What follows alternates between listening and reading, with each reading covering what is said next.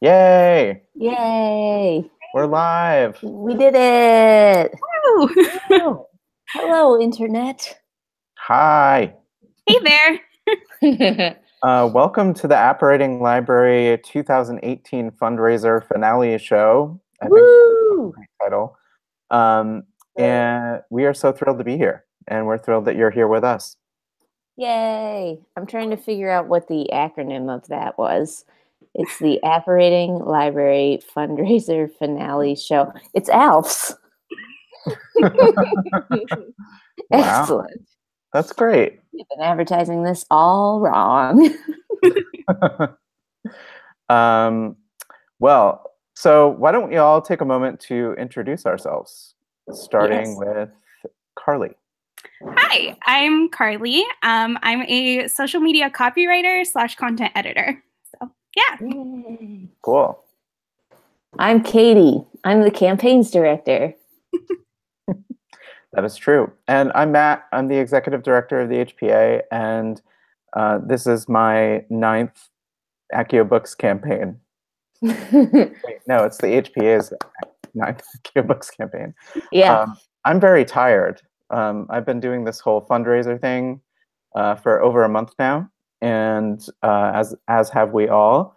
And these live streams, so if you've never been to one of these live streams, they tend to get goofy progressively as the night goes on. We start like very focused, which we are barely right now, but we start focused, and we from there it just gets kind of wacky. We used to go all the way till 3 a.m. Eastern time, which is the deadline of the fundraiser.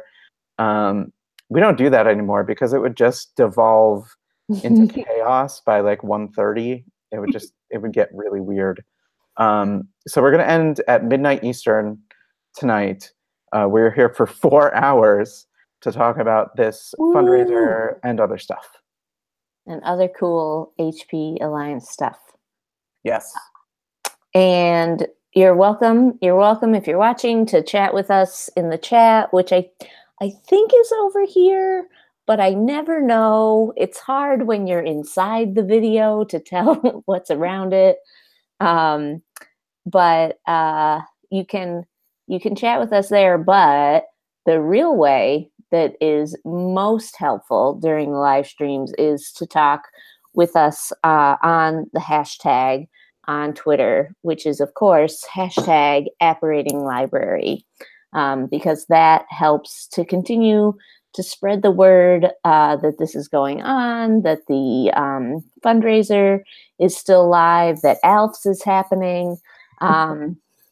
So both are good, and I will be watching both and eagerly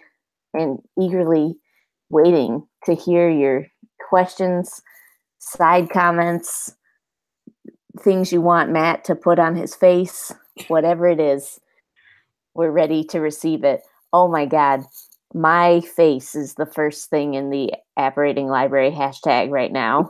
If you go to latest, please help me, Internet, and get that to bump down on my screen because it's extremely distracting. So beautiful. I can't stop. Well,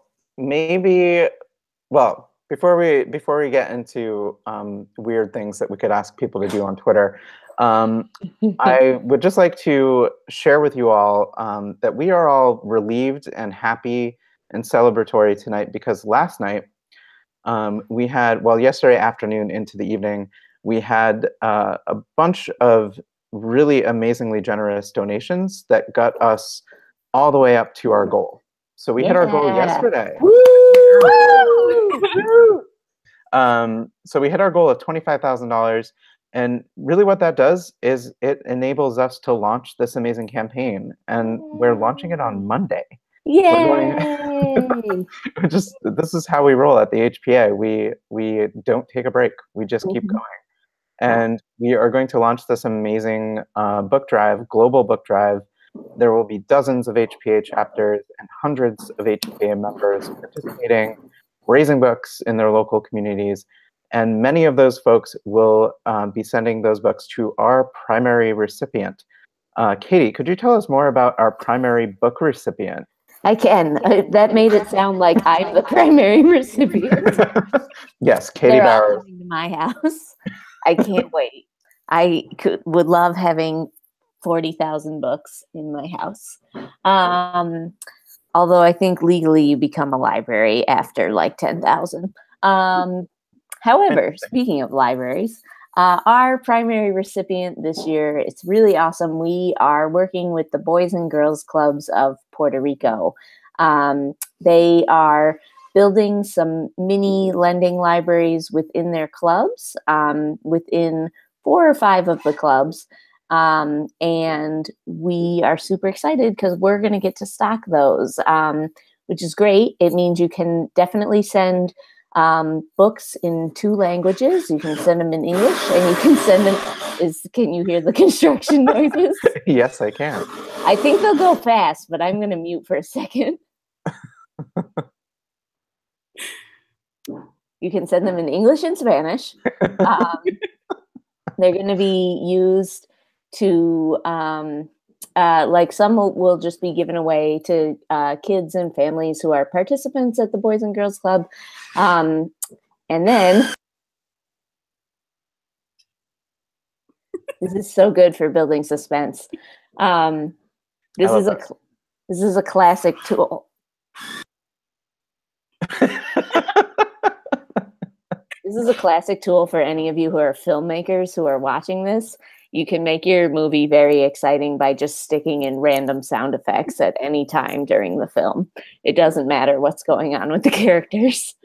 Some of the books will be given away to youth and families, and others of the books will be kept as part of their ESL programs that exist in some clubs and that are being kind of built up in other ones. And they are going to be helping students, particularly students who are studying English for like future STEM careers, or science, technology, engineering, and math, or tourism careers, which is obviously a really important industry in Puerto Rico, and one that it's very important that continues to get support even after the hurricanes, especially after the hurricanes. And so it's really exciting because it's this thing where like kids are going to get to take books home. That's also going to build this like long lasting program that's helping to enrich different communities. And I think it's great. And the Boys and Girls Clubs of Puerto Rico were super essential during in the continued rebuilding effort after last year's storms. And we're super excited to work with them. And they are super excited to work with the HPA because they are big Harry Potter fans also. And so one of the things, if you are sending books, you should send a little note like in the books and tell them, you know, how excited you are as a fellow Harry Potter fan to get to share this with them. So yeah, I'm really excited about it. It's going to be amazing. That's what I have to say about that. Fantastic. Thank you. That was a very thorough explanation, and also very exciting because there were random construction sounds. Yeah. All over the place there. There may be more to come. We'll see. Like it really built up the suspense. Thank you. Yeah. I would like to thank and recognize 4 Pint Glasses and a Comp on Twitter. It's at 4 Pint Glasses because they recently managed to push my face down by showing a really stunning picture of one of our pint glasses with just a really beautiful looking drink. So that's what's happening on #Apparating Library. Thank you, 4 Pint Glasses, wherever you are. I'm way off the HPA brand right now because number 1, I don't have an HPA shirt on. Number 2, I'm using a mug that just has a big M on it. Terrible. I am not wearing an HPA shirt because I am 8 months pregnant and can't fit into any of them. But I am, however, cosplaying as Sirius Black when he escaped from Azkaban. Just not intentional, but it's super long. It's very wizardly cape-like. So, and Carly's wearing one of our new shirts. So yeah, came prepared. Thank God someone did. I did come as Sirius Black with a disguise though, and it is an HPA product. Which I have this headband to disguise myself as Harry Potter in case anyone gets suspicious. Wow, that's an amazing disguise. It would fool everyone. Thank you. I don't know why Sirius did not try this in book 3 and 4 and 5 and 6 and 7. No spoilers. These are old headbands for running, and they have the scar on it. And you might be able to buy them if you're going to any of the conferences that we're going to this summer. Possibly. I don't know what the decision was on there.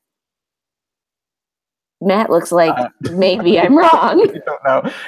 You know who might know is Janae. Ooh, future live stream guest Janae Phillips.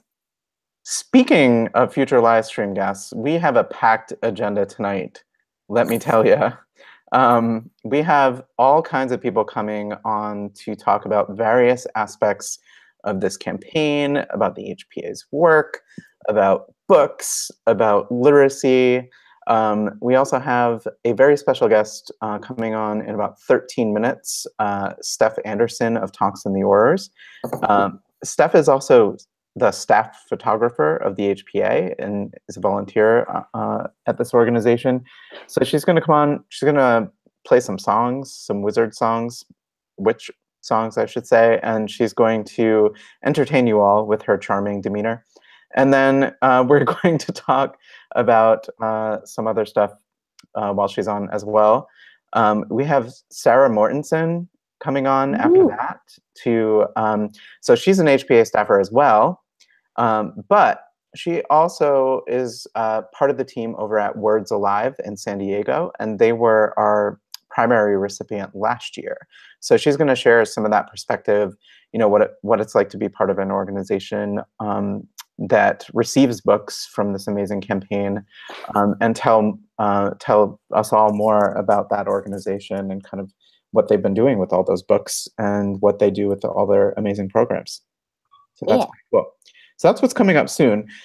Also, I just want to check in really quick because we have this fundraiser, and in the thing that is below us, the down thing, I don't know what it's called. The doobly-doo. Oh, the doobly-doo. That is the name. I always forget that technical term. So down in there, you can find some really pertinent information. Number one, you can find the link to the fundraiser. Right now, the fundraiser sits at $26,553. Our official stretch goal is $27,500. So we're within $1,000 of our stretch goal, and we'd love to hit that with your help tonight.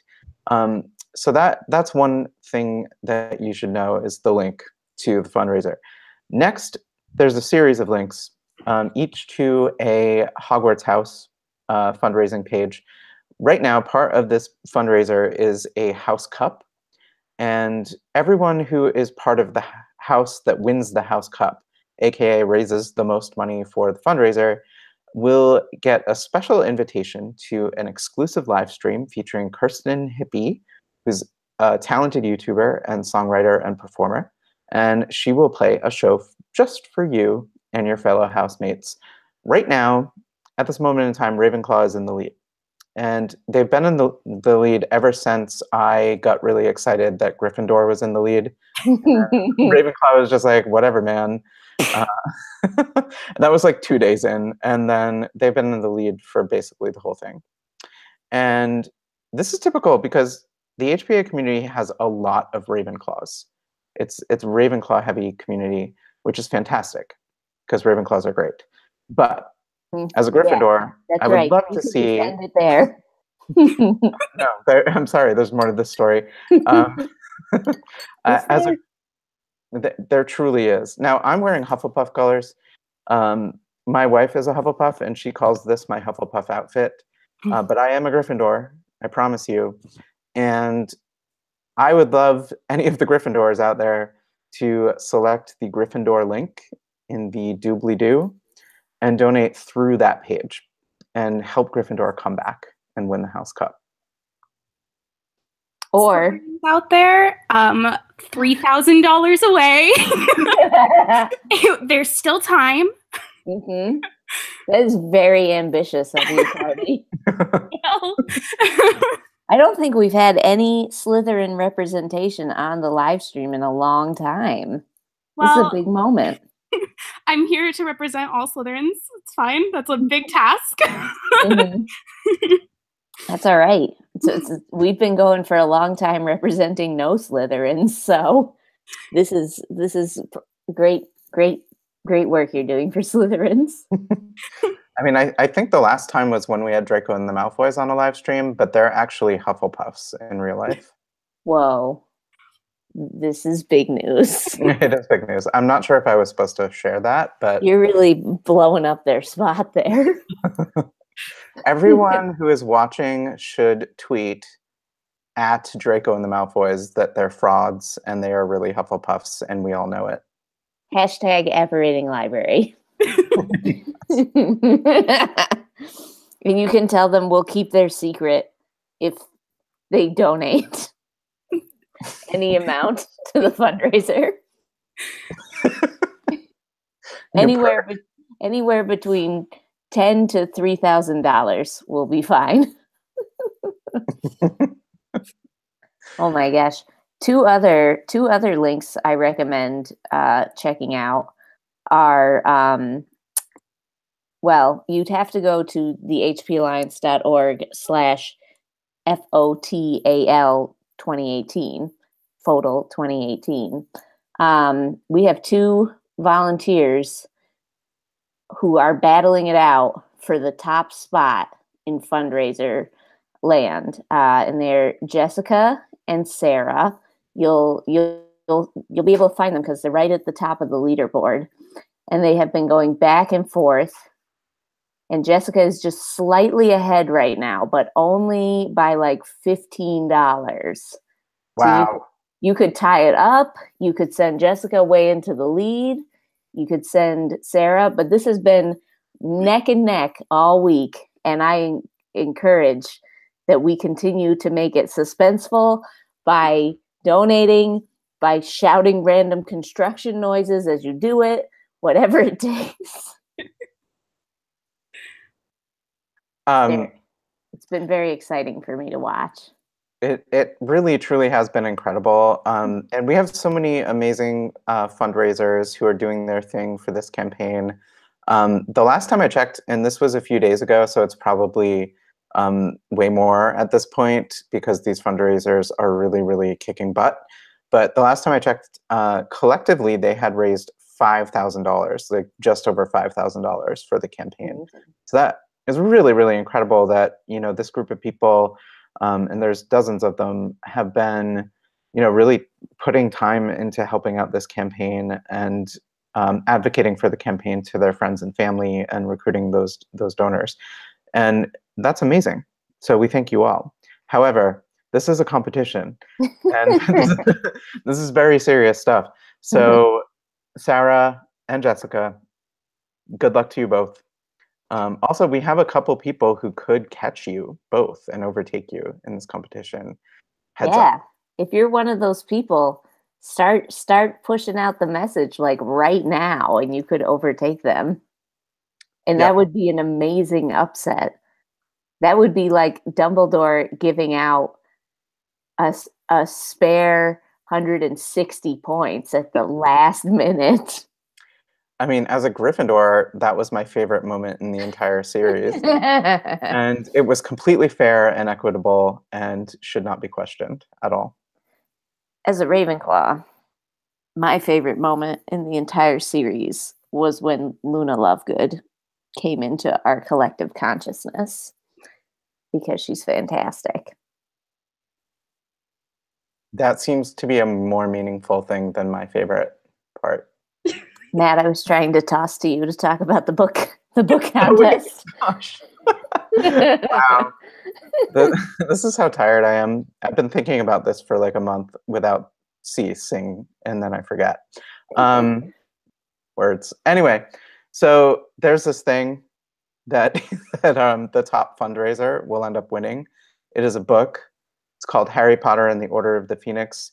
It has been signed by Ivana Lynch, who played Luna Lovegood in the films, and the top fundraiser will win this book.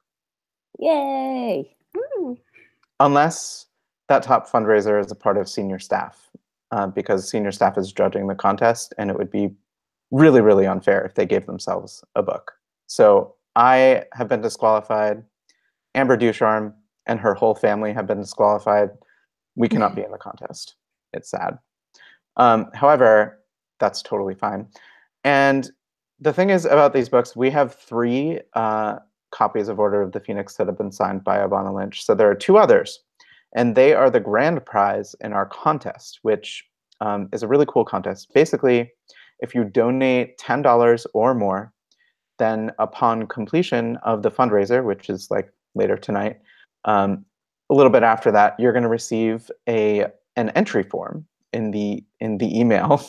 You're going to receive an entry form, and if you donate $10, you get 1 form, and then multiples of 10 get you more forms. So if you donate $30, you get 3 entries into this contest to win a copy of Harry Potter and the Order of the Phoenix signed by Ivana Lynch. Two copies have been donated to that contest, but there are lots of other things. Not only 2 people will win prizes, we also will have several runners-up. So you could win a tour bundle, a complete tour bundle from John Green, his Turtles All the Way Down tour. It comes with a signed copy of that book, plus a tour poster, a tote bag, a bunch of like random little things that were from that tour. It's a really cool tour bundle. I have them upstairs, and I wish to keep them, but I won't. I will send them to the appropriate donors who win them in the contest. And also, we have signed books from Rainbow Roll and Maureen Johnson. What else do we have? Mackenzie Lee. Mhm.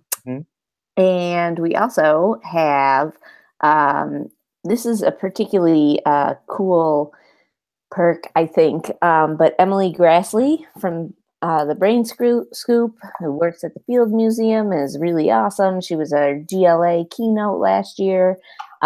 She will prepare for you a special report on an animal of your choice, and it will be filled with all sorts of weird and wonderful facts about that animal. And you get to pick. You can pick any animal on the planet, and there are so many of them. It will be really cool. I don't know what happens if you pick a mythical animal, like if you pick a unicorn. I'm not sure what happens then. But we weren't real specific, so we will find out what happens. We also are offering a one-of-a-kind, specially made for you. The description says badly photoshopped, but I would say uniquely photoshopped image from Preeti from Desi Geek Girls. Will Photoshop you into a famous Star Wars scene, or if you prefer, a famous Lord of the Rings scene, or she'll probably be flexible.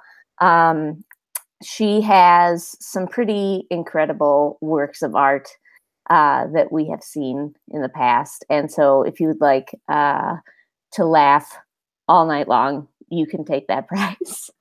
And we also have a VIP pass to a future Mischief Management conference, which is legit a big deal because LeakyCon sold out in a matter of like minutes and seconds this year. And so you could protect yourself from future incidents like that by getting a VIP pass to one of their future conferences. And That's it for the contest prizes. But there's also cool merch that you can get. Are we talking about that? What's happening? How about you folks talk about the cool merch, and I will text Steph Anderson. Oh wait, All right. I don't have to. Whoa! You spoke her into being. Steph Anderson, Steph Anderson, Steph Anderson. What's up? Hey. Hey. Can you hear me okay? We can hear you. We can only see a static image of you looking very Instagrammy. Yeah, I'm see, I had this issue last time on my computer. I know. Seems to be doing it again. So let me see if I can rejoin maybe in Chrome, since I decided to join in their direct competitors. Hashtag product placement. Yeah. So give me 2 seconds. I'll be right back. All right. Cool. Goodbye. Do you think when millennials have grandchildren that will be called Instagrammy?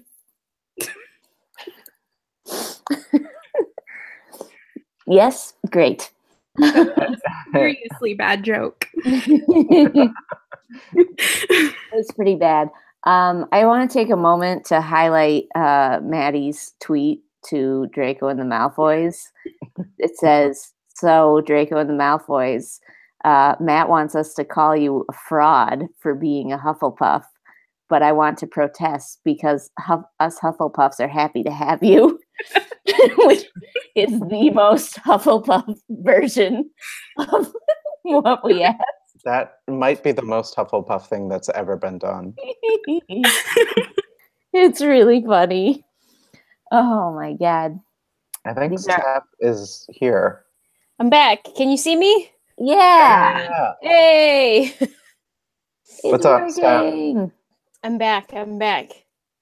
Welcome. Welcome. Okay, before we do the thing with the music, want to wrap up what we were talking about real quick and just touch upon the merch real quick. So all of the people who are fundraising are aiming for a specific goal, and many of them are shooting for a goal that will get them a really cool perk bundle. We also have had several higher level donors who have donated straight up for those perk bundles, and we appreciate you all so much. Those perk bundles are available at $150, either donated or raised, $250, $365, and also we have like an oddball one at $1,000. But I just wanted to point out that there's cool merch in the perk bundles. There is a new Hermione Granger themed T-shirt that says, I'm so tired that I started to say, "I solemnly swear that I'm up to no good." I thought you were going to say, "I saw the sign and it opened up my eyes." Can I sleep? No, it's the quote is, "I'm hoping to do some good in the world." Hermione Granger, and it's an amazing shirt. It's so cool. I want one. And then we also have a lapel pin that says, "You're a wizard," which just said, "I'm a wizard." What else do we have? Wizard. Others. We have the Remember All journal. I need that. Yeah, it sounds like you could use it, Matt. It's red. It looks like a Remember All, and it will be read for all the times when you are forgetting something. So forever. And also we have some pretty rad pins which come in all the colors of the rainbow except indigo, because that one's a fake.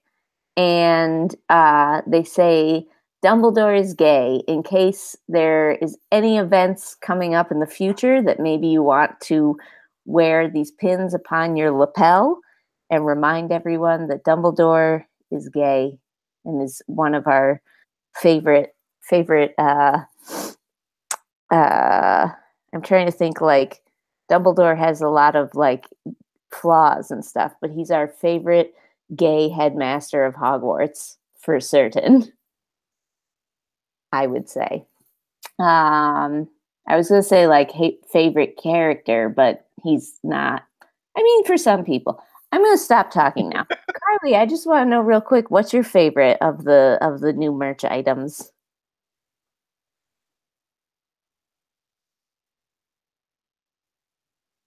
Are you lost? Are you thinking hard? Did you ask me? I'm sorry. Yes. Whoops, sorry. I personally really like the buttons. I definitely feel like you could put all of them on a jacket at once and really make your point heard. So yeah. I'm picturing like the back of a denim jacket that has them in like a little rainbow curve. Perfect. That's an amazing idea. Perfect. I hope I get some. Okay, cool. Well, hey, Steph Anderson. You're on mute now. Sorry, I was like, where did the mute button go? What's up? Hey, not much. We're just on this live stream talking about a fundraiser and a campaign. Sounds like a party. Yeah, it's always a party. So why don't you tell folks a little more? So I think people are familiar with you and your band because you're so famous on the internet. But can you talk more about what you do with the HPA? So I do volunteering through the HPA through one of the less like every single week jobs, but I work specifically with The Wand, which is, if you're unfamiliar, our pretty amazing quarterly magazine, which highlights everything that the HPA does, cool people who volunteer with us, as well as some fantastic goofs, such as your wizarding horoscope, etc. So all I do is actually curate photographs. So I get to carry my camera around and use my iPhone, and then also badger people who have written ads. Very Hufflepuff of you. Or people who are featured in articles to give us photos. So it's pretty cool. I like doing it. It allows me to be organized, as well as not have to do like work every single week. It's like kind of intense around publication time, which is kind of my favorite types of jobs, which is why I have a wizard rock band and work for Apple. That's like how we do. So yeah, it's pretty cool. What I like to tell people about that volunteer position is that it's a great example that there are a lot of different things that you can do at the HPA, whether it's be a chapter organizer or write for social media.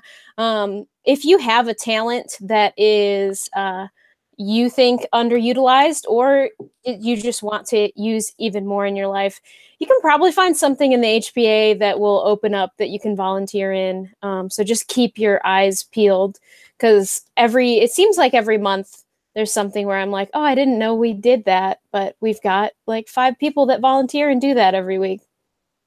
And there are a ton of open positions right now at thehpalliance.org/volunteer. So if you're interested in that, please go check them out. It feels like there are thousands of open positions right now. So scroll right on through. We need you for all of them. That was a nice endorsement, Steph.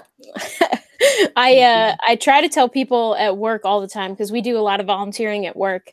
And we organize like events where we like clean out pens at the animal shelter or run a 5K.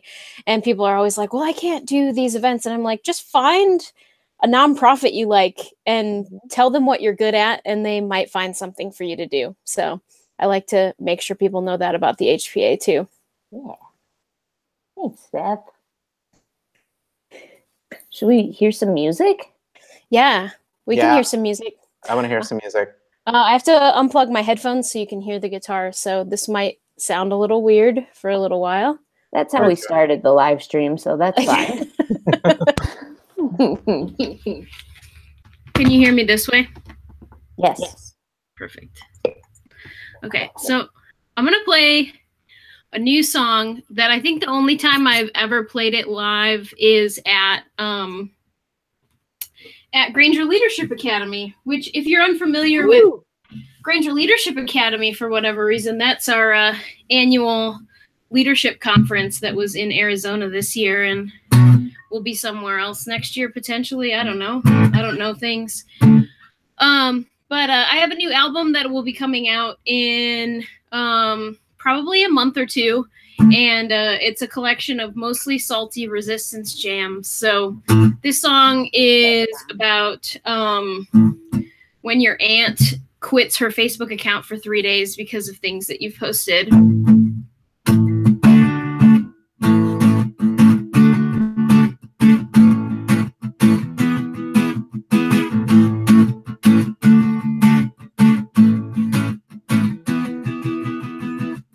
The greater good was never for me. Got a problematic pure blood extended family.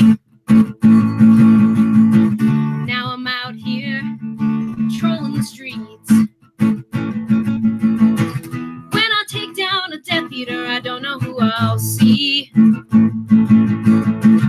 When we take off your masks, we can get pretty scared. As a matter of fact, we're already there.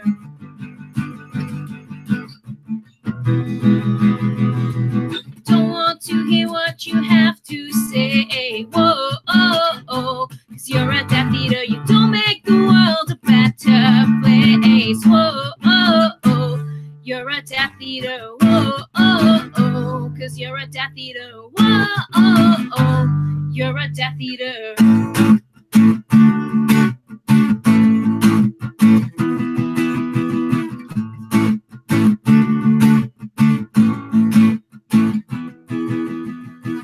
Now the ministry has been taken over, infiltrated by a leader who's unlike any other. Luckily, we still got the order. No matter what happens, we'll protect one another. When you take off your masks, we can get pretty scared.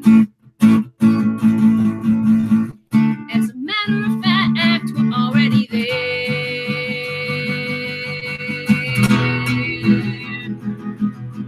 Don't want to hear what you have to say. Whoa, oh, oh, 'cause you're a Death Eater. You don't make the world a better place. Whoa, oh, oh, you're a Death Eater. Whoa, oh, oh, you're a Death Eater. Whoa, oh, oh, you're a Death Eater.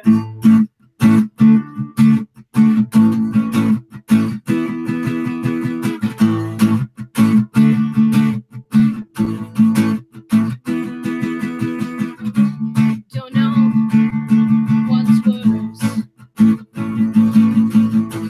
Red hats, Death Eater masks. Red hats, Death Eater masks. Red hats, Death Eater masks.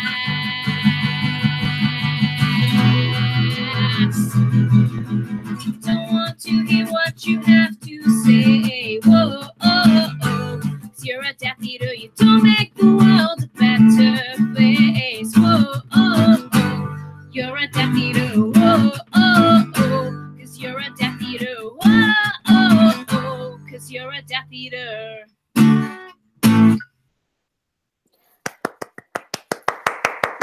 Yay! Jamming. Thank you. I had a protest sign right here, ready to That. ready to go. So convenient. This was also purchased at GLA. Well, not at GLA, down the street, but Yeah, I was gonna say I missed those. I want one. you're going to the self-care station, buddy. That's great. I'm so excited for your album. Me too. I keep having to remind myself that I set the goal of May. So it'll be done in May. I've been talking about this album for like 2 or 3 years since I wrote Yes All Witches. So eventually I have to stop talking about it and just do it. Sweet. Jessica said get hashtag salty resistance jams trending. Please also put Apparating Library. Put them together. Always my goal. Make it happen. I'm going to see what's on hashtag salty resistance jams. Hopefully there's more than just one. I accidentally typed in salty resistance James, which is also a relevant plot point in Harry Potter. Well, there's also salty resistance hams if you're of that inclination. So right now there's only one tweet on salty resistance jams. It is about you. Hashtag Brandy. So we have some work to do in terms of trending, but we're on our way. Do you mind checking the hams hashtag? Yes, salty resistance ham sounds gross. There are no results for salty resistance hams. So hams, jams, and James are all available in case anyone would like to start a campaign. They're right there. And with that, Steph, would you like to play another song? With that, Steph, help, please. All right. So when there aren't salty resistance hams or jams or Jameses being played on this album, there's just good old fashioned magical love songs. So this is a song about a Gryffindor that I once liked.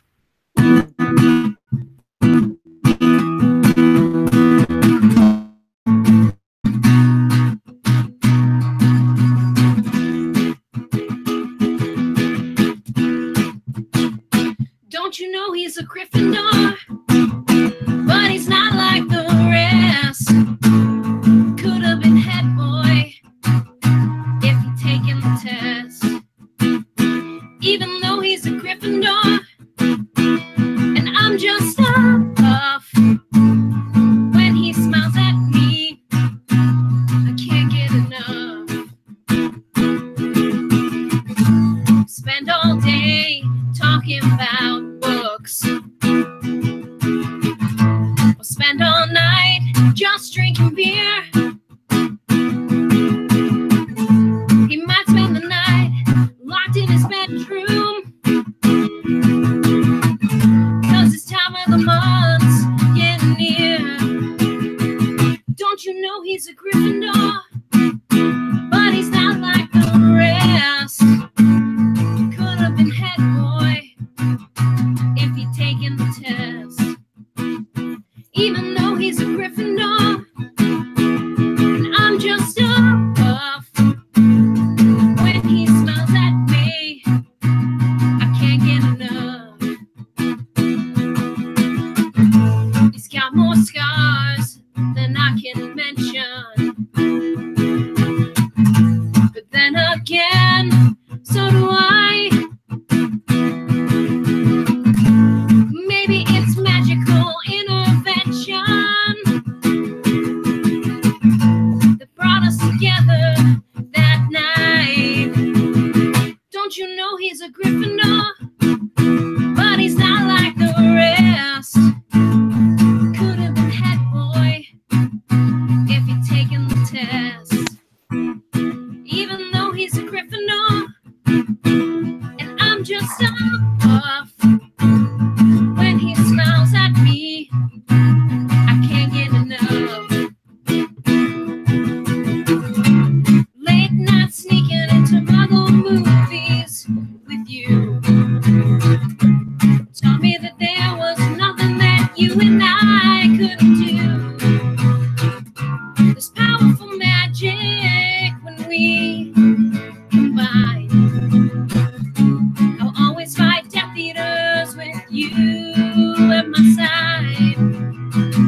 Don't you know he's a Gryffindor, but he's not like the rest.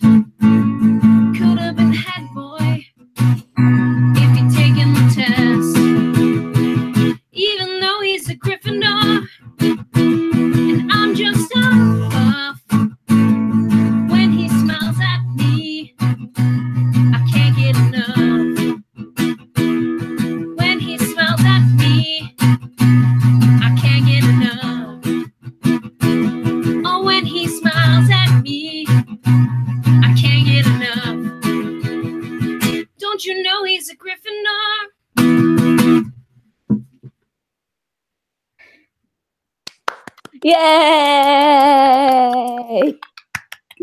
That song was so good, it increased our audience numbers significantly across many species. Loved it. That was great. Yay! This is going to be a great album. I'm excited. I think so. Hopefully you'll go on tour and it'll be fantastic. Yeah, I mean, Okay.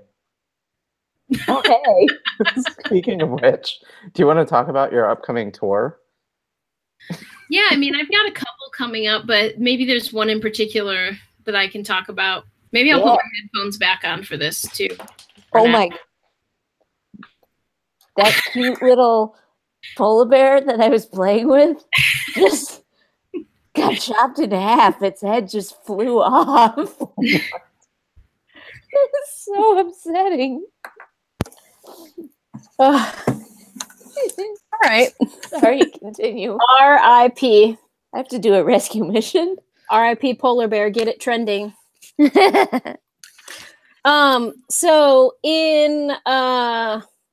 it was like last year sometime. Look at that, reunited. And it feels so. Oh no! Oh no, this is Getting worse. going off the rails. It's too early for this. A monster. Go ahead. So this happened. This started out last year when Matt sent me a tour idea, and he mentioned that it might be cool to reboot the Wizard Rock the Vote tours of yore, as I now refer to the old ones. And so after talking, we thought it would be an awesome idea, but I decided I wanted to do a Ghostbusters style reboot of Wizard Rock the Vote, which means we'll have all ladies Wizard Rocking the Vote on tour for Wizard Rock. So in June, Tonks and the Oars is going to go out with Tiana and the Cliffhangers. And we're going to go to libraries across like the Midwest and a little bit of the East, and register voters all over. So hopefully you can come out if you live in Virginia, North Carolina, Pennsylvania, Ohio, Michigan, and Indiana, and either register to vote with us or help us register people to vote, or even just show up and get some really sweet ideas about how to run voter registration campaigns in your community, because the HPA is hooking us up with some cool information and helping inspire you to get your friends and fam voting in the midterms. So. Yeah. I'm super excited for this. Yeah, we'll have some little toolkits you can have that you can either help out at Steph's shows or take it beyond that and continue registering folks long after Tonks and the Oars has left town for the next great adventure.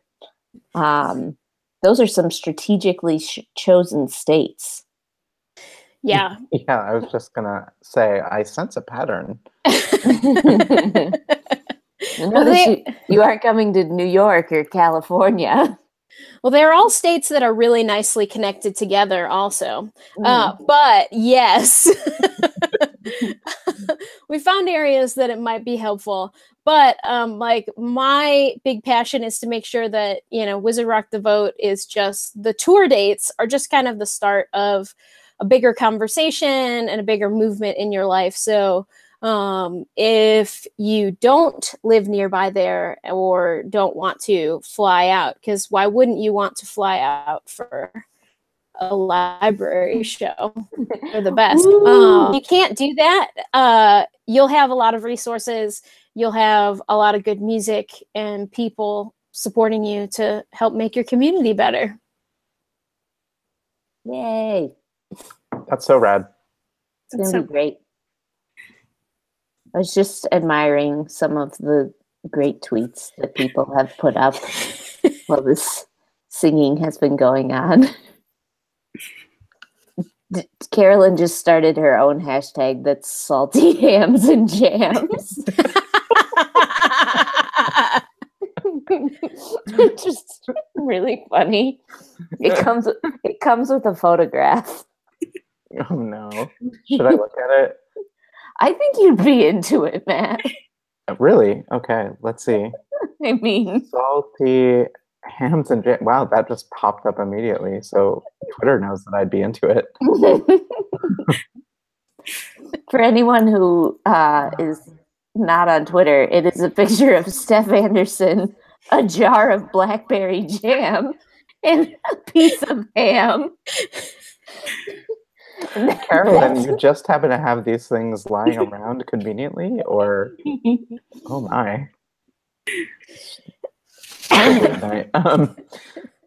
This Hey, is good. Steph, do you want to play another song? I can play another song. Cool. Should I play another new song, or should I just play like a classic? Ooh. Oh, whatever you want. I'll play like a forgotten classic. I call it a forgotten classic because I forgot about it. This is off of my first album, and there may or may not be a couple of, just like on the last Tonks and the Oars album, slightly reworked versions of the original album. So this song is about Sirius Black, because he's super awesome, and also about realizing that you basically, when as Tonks, you get to just meet this long lost cousin, and everybody's like, it's not a big deal. He escaped from a inescapable prison, and don't worry about it. So there's probably a little bit of processing there to go through that. So this song is called Honorary Marauder.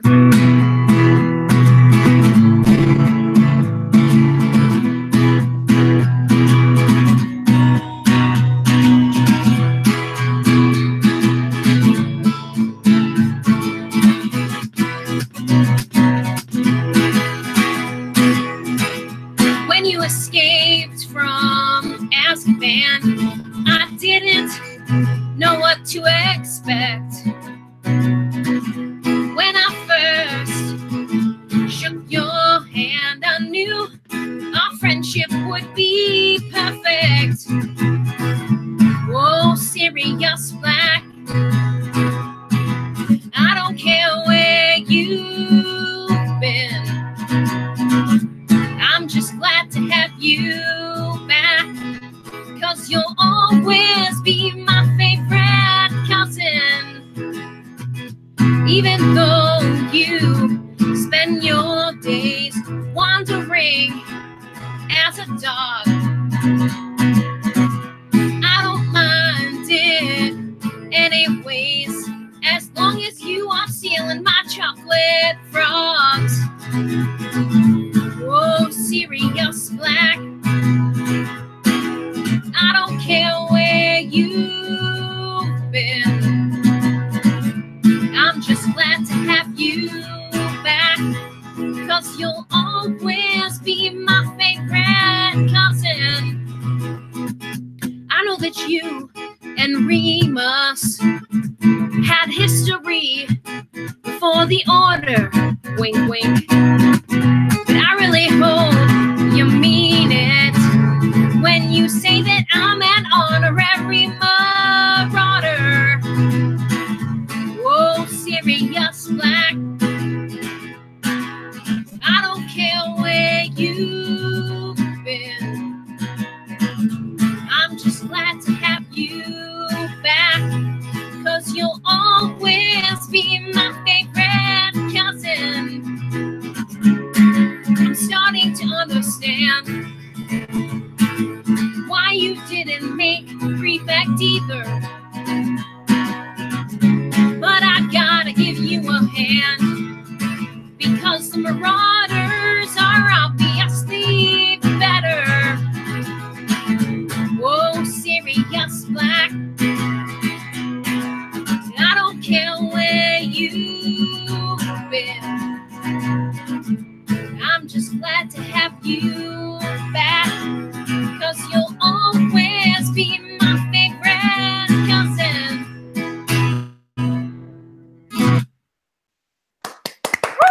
Yay!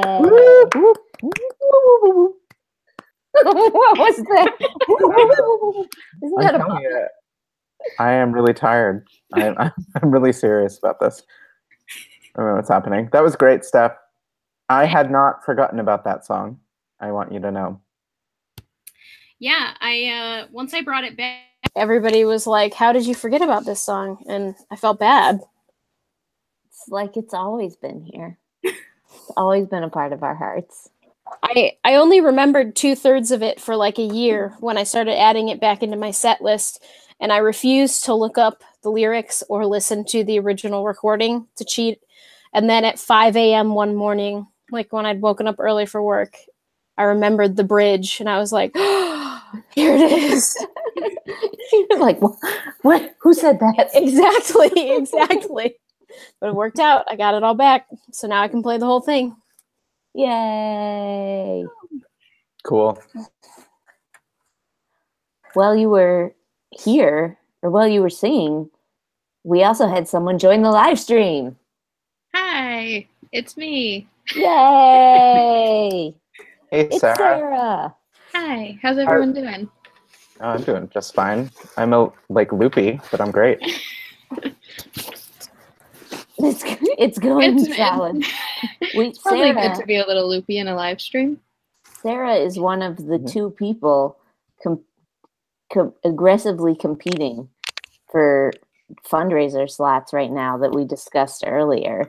And I think the discussion successfully brought you to a dead tie. Oh, really? Mm-hmm. I haven't checked it in a little bit. Yeah. I just Yeah. realized how terrible we are for having you on this live stream and not Jessica. This might be unfair. Like, we need to have equal airtime, right? Yeah, Jessica, if you're watching, this is an open invitation to join the live stream. Yeah, Jessica, you can come on anytime. And actually, I'd like to see a debate, maybe. Oh my gosh. So you two can like argue your point why you should be the top fundraiser of the campaign. Jessica, I don't know if you're watching, but I'm going to send you the link so you have an option. She's definitely watching. So I think she is watching, yeah. Oh, All right. This could get really real. Yeah, right. This is a throwdown.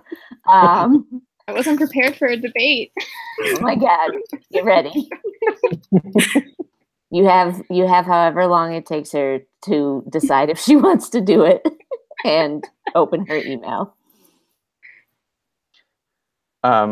Well, the reason why we had you on, Sarah, is because you happen to have some inside info that could be useful for our viewers. Because right now, we are coming together around a really important initiative, which is to raise a ton of books for literacy programs across the world. But we are really focusing on our friends in Puerto Rico.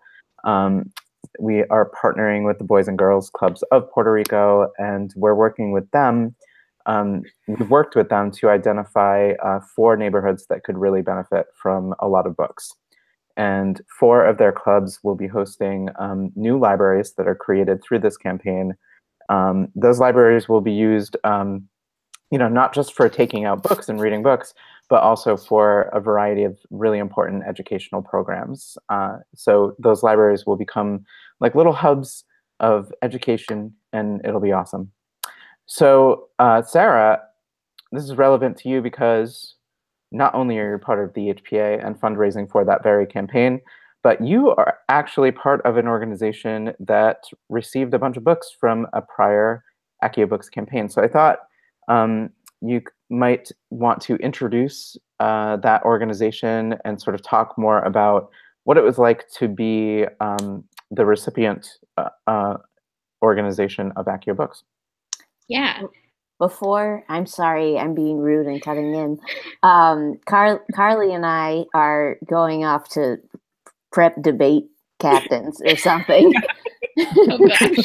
So I just wanted to acknowledge that we'll be stepping away for a bit, but we'll be watching. And Jessica's definitely coming in soon. I just got a text from her. So. Wow. It's going down. Fantastic. All right. Well, please tell us about Words Alive because Okay. All right. Bye. See y'all soon. Cool.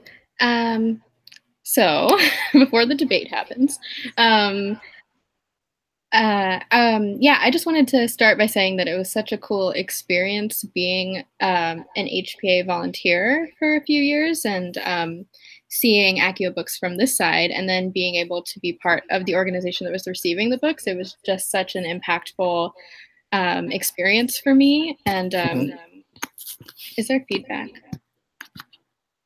No? Okay. Not on my end. Okay, cool. Here, I'll mute. Okay. Sorry, I was just hearing a little bit. But yeah, so it was really impactful and cool to be a part of that experience. And what Words Live does is we're based in San Diego, California, and we really work hard to bring a love of reading into our communities. And we work in lots of different schools throughout San Diego. We have 3 different programs, one for really young kids, one for teens, and one for families.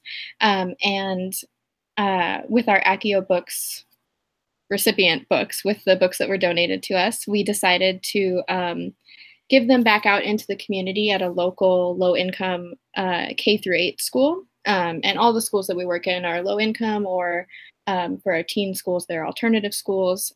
So we're working with underserved communities. And one of the reasons that we do work in those communities is because studies have shown that in middle income neighborhoods, there are approximately 13 age-appropriate books per child. While in low-income neighborhoods, that ratio drops really dramatically to 1 book for every 300 children.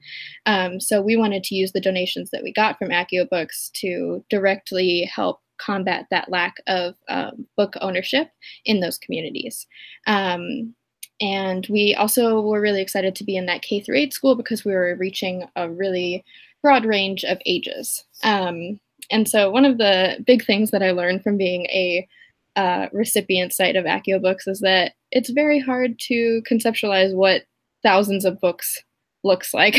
And it was very cool to see our storage facility fill up almost to the brim with the books that we were getting. I think we ended up receiving about 7,000 books, which I just had no idea going in what that was going to actually mean. But it was very cool to be able to get those back out to kids. And because of the number of kids at the school that we were giving the books out to, we were actually able to give every student at that school that came by the Apparating a Library event that day 10 free books, which was just not a number that I thought would have been possible. I loved the fact that we were able to give each kid 10 books. It was just so cool.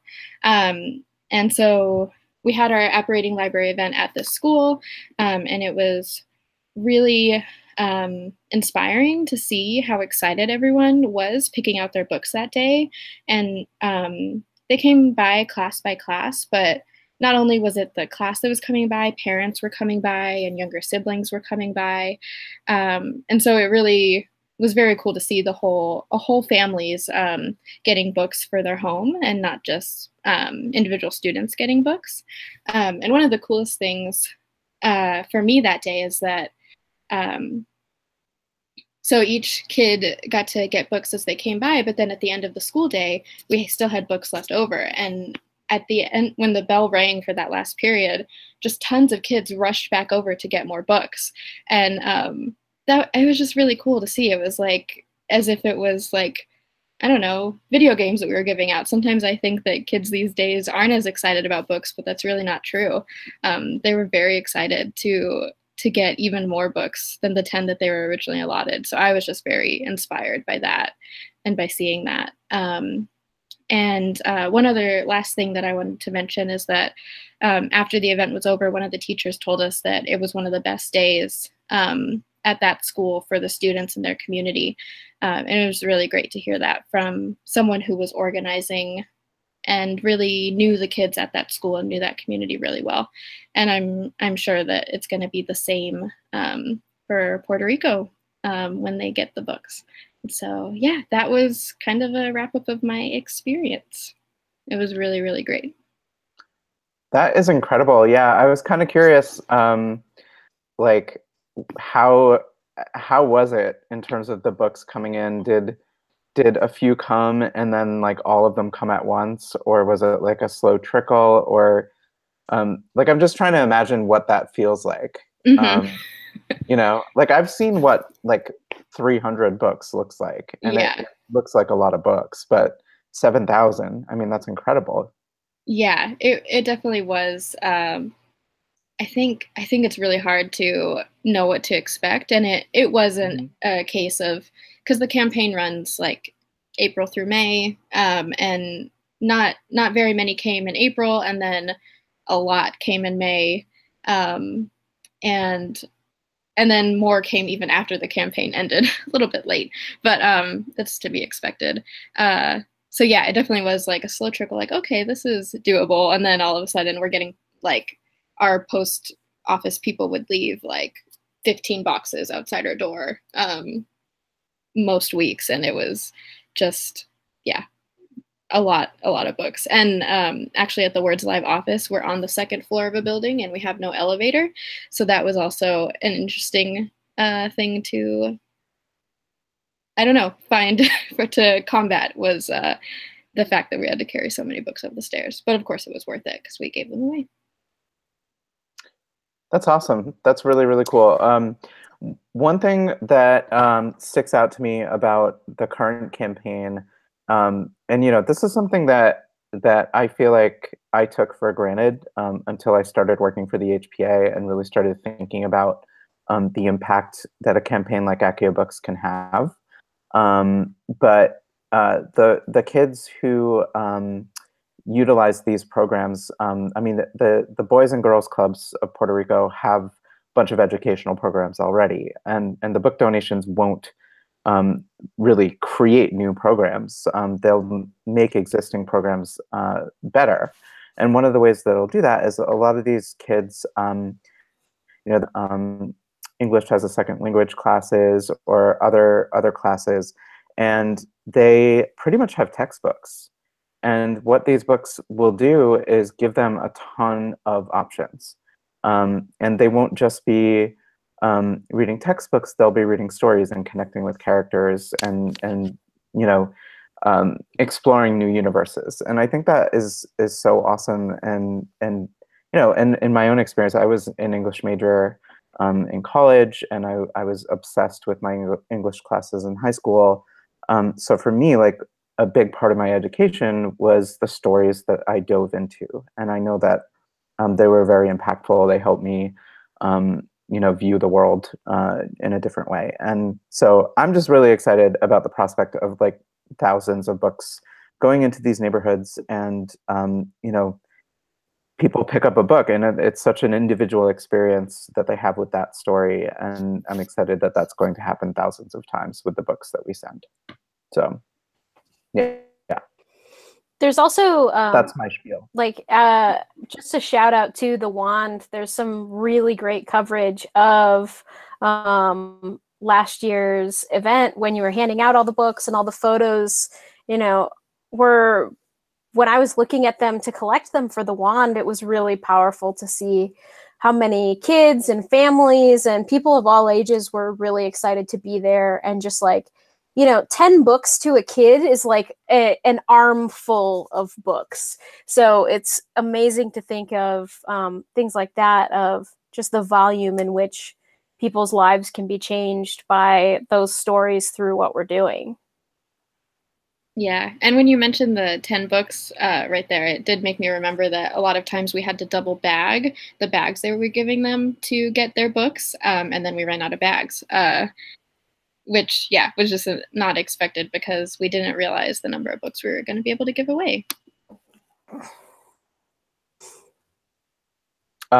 that really is incredible. Thank you for filling us in on all of that. And it's especially I love how the HPA has maintained friendships with previous campaign partners, but I think it's uniquely special to have a campaign partner on staff and be able to like check in about this frequently and get that perspective. So thank you for sharing. Yeah. Cool. Well, I don't know what Jessica's deal is, but it sounds like we're in for some kind of a debate. Before that happens, I mean, you've been fundraising for this campaign. You've been very successful. You are tied with Jessica as our top fundraiser. Do you have any sort of like secrets to your success or things that you've done, besides competing heavily with your fellow staffer? Yeah, I've found this campaign, a lot of other people do this, but like the secret perk structure really, I think, has helped me a lot in these last few weeks too. Or I mean, as the campaign's been wrapping up. So I'm offering two things for my fundraiser, which is one, out of the blue, I made a zine, and it's the first zine I've ever made. And so I'm giving that away if you donate at least $2. And then the other thing is I am sending pictures of my puppy with personalized thank you notes to everyone who donates. And so I've found that that's been successful. And I've also donated to a few of my friends' fundraisers who have perks like that. And I think that that's a really neat strategy. Yeah. So that's Cool. That's one thing. Yeah, I've been doing the same thing. I have, if anyone's curious, again, I'm disqualified from this competition, but if you find my personal fundraiser, it's linked off the thing that's linked off the thing. Anyway, if you go to my personal fundraiser and you donate $20, we will send you an original drawing by Rory, who is my 2-year-old son. Aww. And if you donate $75 or more, we'll send you one of his original musical compositions, which I will be helping him record. So this is like the original first edition Rory merch. This is his first official merch sale. So it's pretty exciting. That's amazing. And there are tons of secret perks too. There are a lot of things out there on the fundraiser list, so you can find lots of cool secret stuff.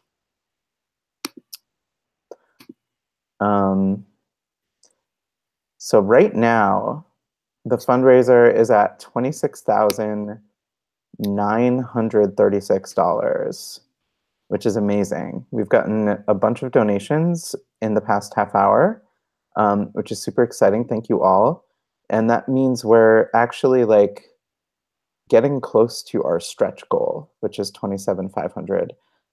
When we hit that stretch goal of $27,500, I feel like we should incentivize it. So I'm going to offer my cats to come onto the live stream and share with you their thoughts about Accio books.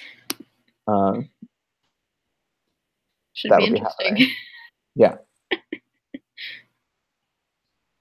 Cool. How's it going, Steph?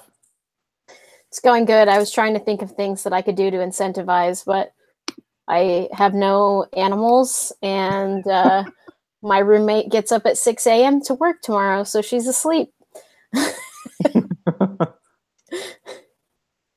Well, I guess we have to think of things after the cats. So I also have this toy horse. I don't know, not sure how that fits into this plan, but the horses. Oh, I was just gonna say I'll definitely bring my puppy on at some point, whenever you think is appropriate, as an incentive. Great. Excellent. Yeah, animals tend to motivate people. Yeah. Because they're cute. Oh my gosh. Oh gosh. Oh my goodness.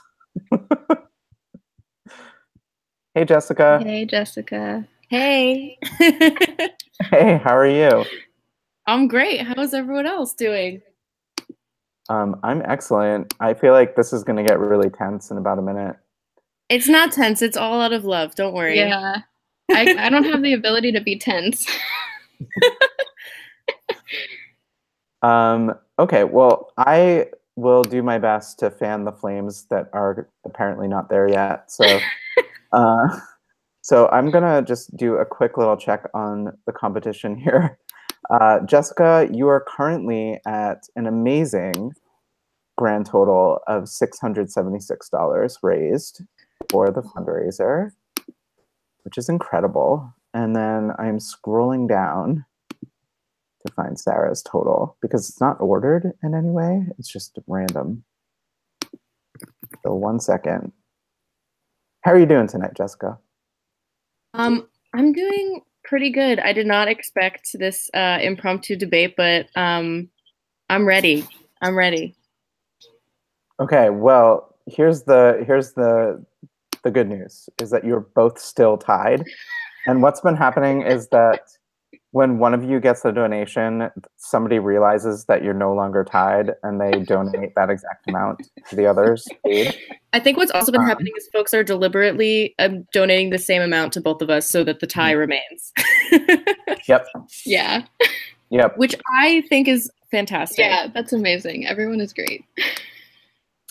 I mean, the thing is, and the reason why I love amping up this competition is because every dollar donated to this campaign literally translates to one book raised for, like, we've done the analytics on past fundraisers and what it generates in terms of Accio books.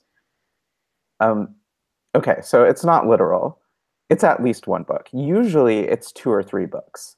So we can confidently say at least one book for every dollar you donate to both of their campaigns. That's $2. I'm bad at math. Anyway, this is great. So what I'd love is for Jessica, Sarah shared some tips about her success with the fundraiser. So I'd love to hear from you. Like, what do you feel is the secret to your success besides your desire to beat Sarah? Sure. Well, that's obviously number one. Well, I will say I'm pretty lucky because this fundraiser is always around the time of my birthday. So my birthday is March 24th. And when the fundraiser launched, I started telling folks via email and social media that if they wanted to get me a birthday present, that they should not get me a physical birthday present, but rather spend the money they were going to spend on a present and donate to the fundraiser. Because and this sounds like maybe a little, probably, I don't know, but I don't like getting gifts. It just doesn't go well. So I would much rather it go to someone else, especially if it's someone else who can have books because I already have a lot of books. So that was number one, was that I used the motivation of my birthday, which was super helpful. But I also sent emails to folks telling them about the campaign and reminding them and keeping them updated on where we were, to see who, if anyone wanted to follow along and if anyone wanted to share with their friends. I'm also very aggressive on social media. I'm already very involved on social media, so every couple of days or so I would remind folks that I was fundraising, and I would try to make some connections to whether that was Harry Potter stuff or personal stuff. You know, first I started off with my fundraising goal as $240 because I was turning 24 on the 24th. And then once we hit that, I doubled it. And then after that, I've just recently started trying to get to 700 because 7 is like a very popular number in the series. So using those little things. And then also I told people I would send them pictures of dogs because I asked my sister, what am I good at? And what can I bribe people with? And she said sending pictures of dogs. So I'm going to be sending everyone who donates to my fundraiser, they will get a specially picked out photo of a dog that I think either reminds me of them or that I just think will brighten their day. Or they can send in a request. I'm happy to fulfill requests about breeds of dogs, anything like that. Because yeah, so that will be an extra little perk for anyone who donates. That's amazing. And as I was listening to all of this, I was watching Sarah's face, and I saw just the face of a true competitor. Like she was just like everything her face was saying was, "I'm going to take Jessica down in this competition." That's not true at all. No. I mean, I would respect it. Don't worry. There's definitely like, and me and Jessica talked about this on Twitter the other day, like there's a part of me that is very competitive and like I want to win. And I think Jessica's the same way. But at the same time, we both have, well, Jessica's a Hufflepuff. I have a lot of Hufflepuff tendencies. And so at the same time, I just want us both to like succeed at the same level. I just wanted to keep going. I agree. I keep thinking that my perfect outcome is that people will try to keep donating to both of us to get us both to win. And then we'll just both end in a tie, and it will just be we'll each still be getting a lot more money, which is even better. Ideal. Yeah. Here's the complication though. Like I want to win, so pretend that never happens. Yeah. The complicated part is that for this specific competition, there is only one book. So if you tie, I would literally have to break the book in half and send you each half of it. Or we could just duel.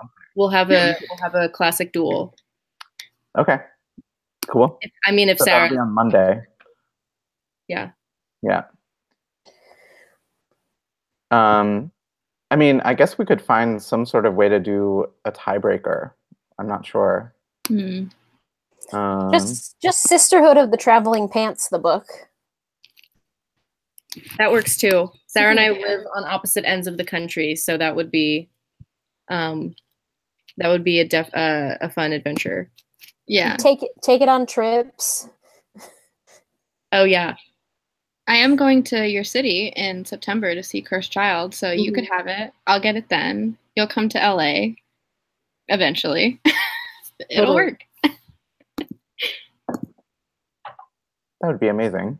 But also, it could not end in a tie, and I could just win. That's another option.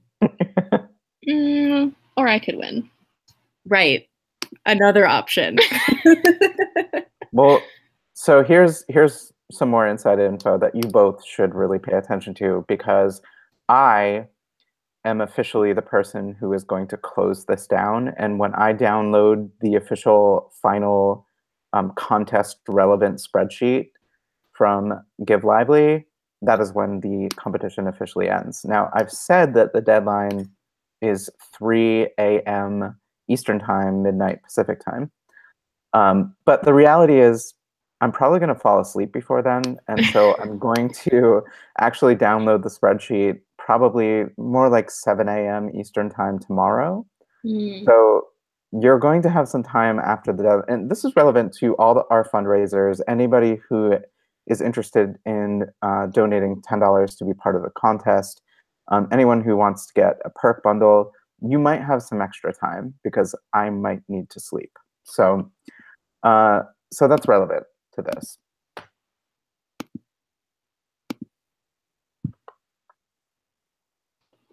Yep.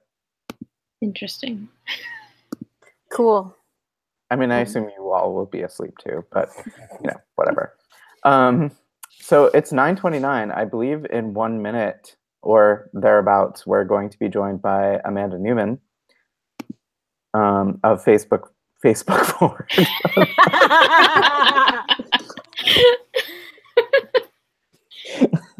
They can use all the help they can get. Of Fandom Forward. So any last words from our top competitors here? Do you want maybe 30 seconds to outline your vision for something? And people can decide then who they want to support in the fundraiser. I'll go first if Sarah wants some extra time to prepare. Yeah. Okay. Okay, That's sure. good strategy. Good strategy. Okay. I'll be quick. So you already know that I'll be sending dog pictures to everybody. If you go through my social media, you know I'm very good at this already, so you won't be disappointed. Also, that there's really no no competition. Like as like very sincerely, if you want to donate to Sarah, if you want to donate to me, or there's a ton of other folks who are doing like really, really great perks for their fundraisers. I know AJ is making people Wizard Rock playlists, and people are doing, like Sarah's doing a zine, and there's so many other fun things to be doing, and all of the money is going to the same place. So I really keep donating till the end, until Matt goes to sleep, but or wakes up tomorrow. But yeah, for some fun you're gonna get dog pictures no matter who you donate to, Sarah or me. So there's no wrong decision. But if this is any help to anybody, all of my donations will be going to Team Hufflepuff if you want Team Hufflepuff to win. So. Oh wow, that's relevant info. Yeah, that's important. Yeah. All right, Sarah, Yeah. your turn. I totally agree with everything that Jessica just said. But I will say we're horrible debaters. I knew this was not going to go very aggressively. We're too Hufflepuff to debate. Yeah. Really Yeah. bad. What was I going to say? Okay, so yeah, you're going to get dog pictures from either of us. My only leverage in this situation is that my puppy is the cutest puppy ever, in my opinion. So if you donate to me, you're going to get a picture of Coco and a note from Coco.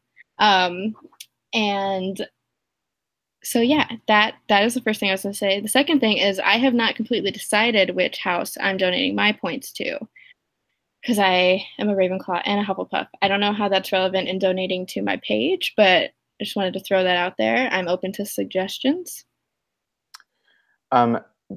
So you should know, Sarah, and also all of our fundraisers watching should know that you will have the opportunity to assign percentages to each house. So this is relevant, especially for chapters who might be fundraising, and I know there are a couple. If you want to divide your points that you from your funds raised up between different houses, you can do that. Cool. Yeah, I didn't realize that. Also, if you want to donate to a fundraiser who's committed to the greatest Hogwarts house, which is Gryffindor, you can donate to my fundraiser. All 100% of my points will go to Gryffindor. That's my guarantee. And I'm not messing around here with being wishy-washy about house assignments. It's all Gryffindor, because Gryffindor is the best house. Gryffindor rules. Good night. I will just follow up with that and say I know there are a majority of Hufflepuffs involved with the HPA, so my contributions will also be 100% Hufflepuff. That is true, but our larger community is Ravenclaw. It's like 50%. Yeah. Yep. Sorry, Ravenclaw.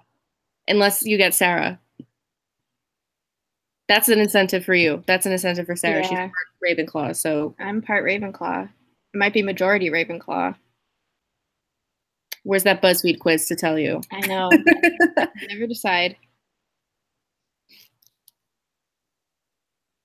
That's okay. There's all of the houses in all of us.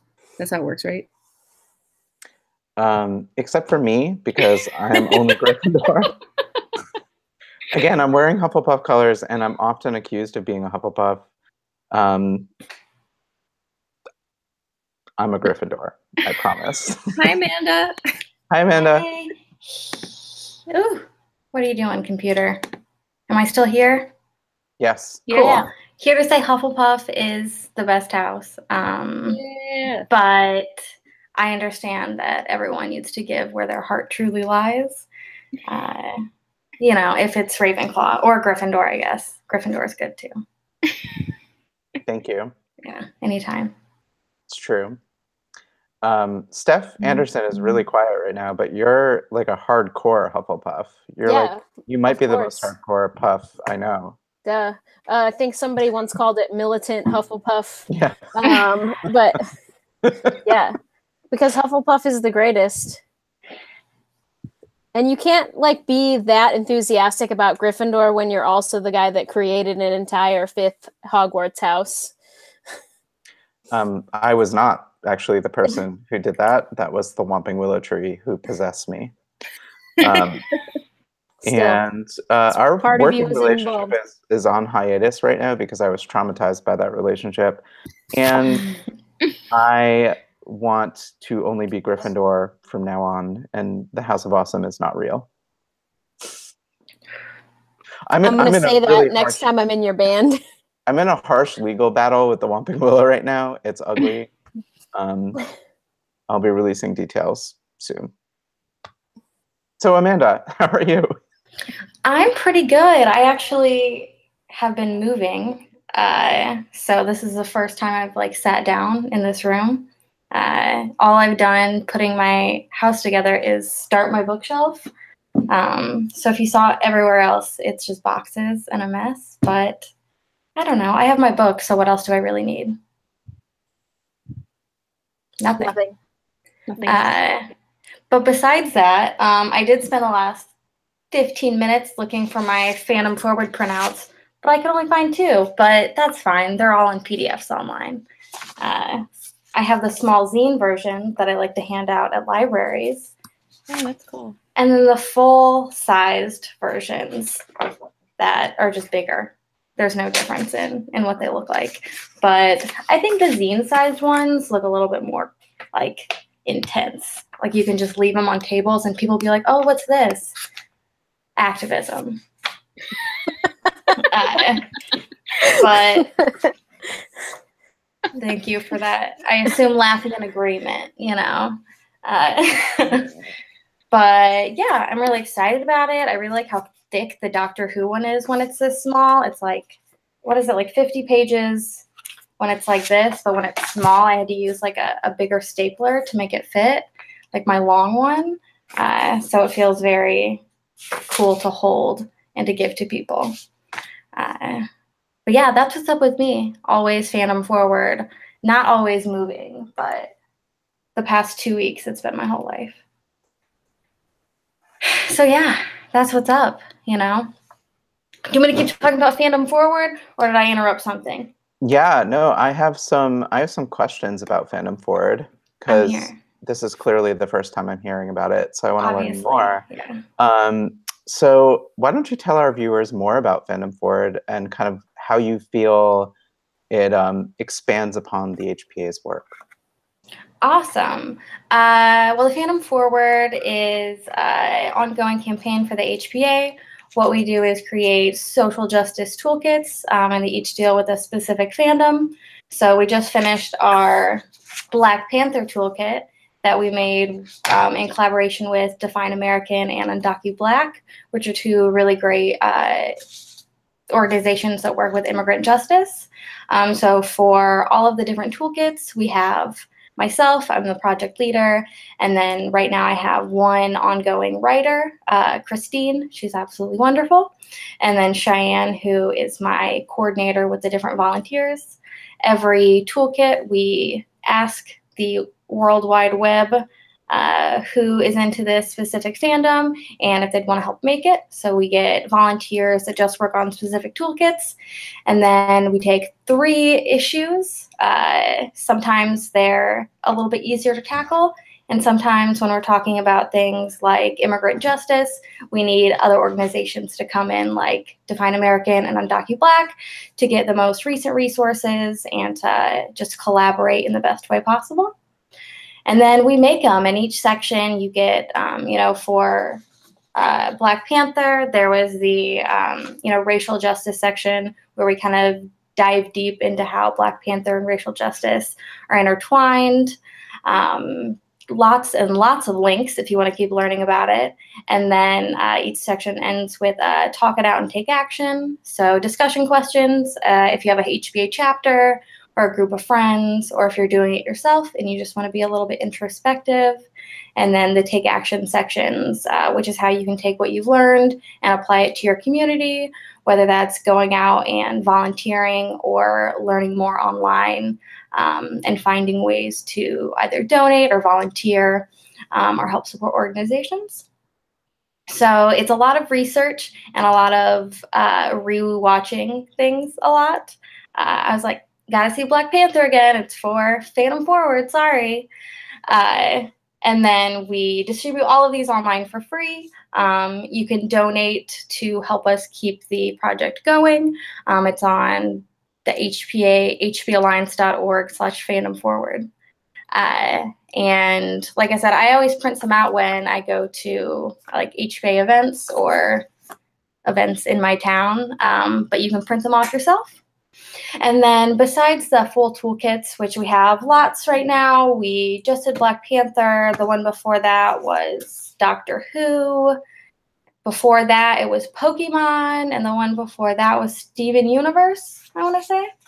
And then this year, we just started our Fandom Forward Medium, which is a way for us to get more Fandom Forward out more frequently. These toolkits take a lot of time and research because we want to make sure that people interested in using fandom for activism and engagement have all the resources they need.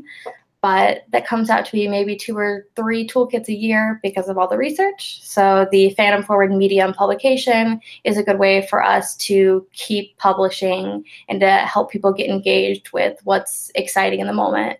The most recent post was One Day at a Time, talking about non-binary representation.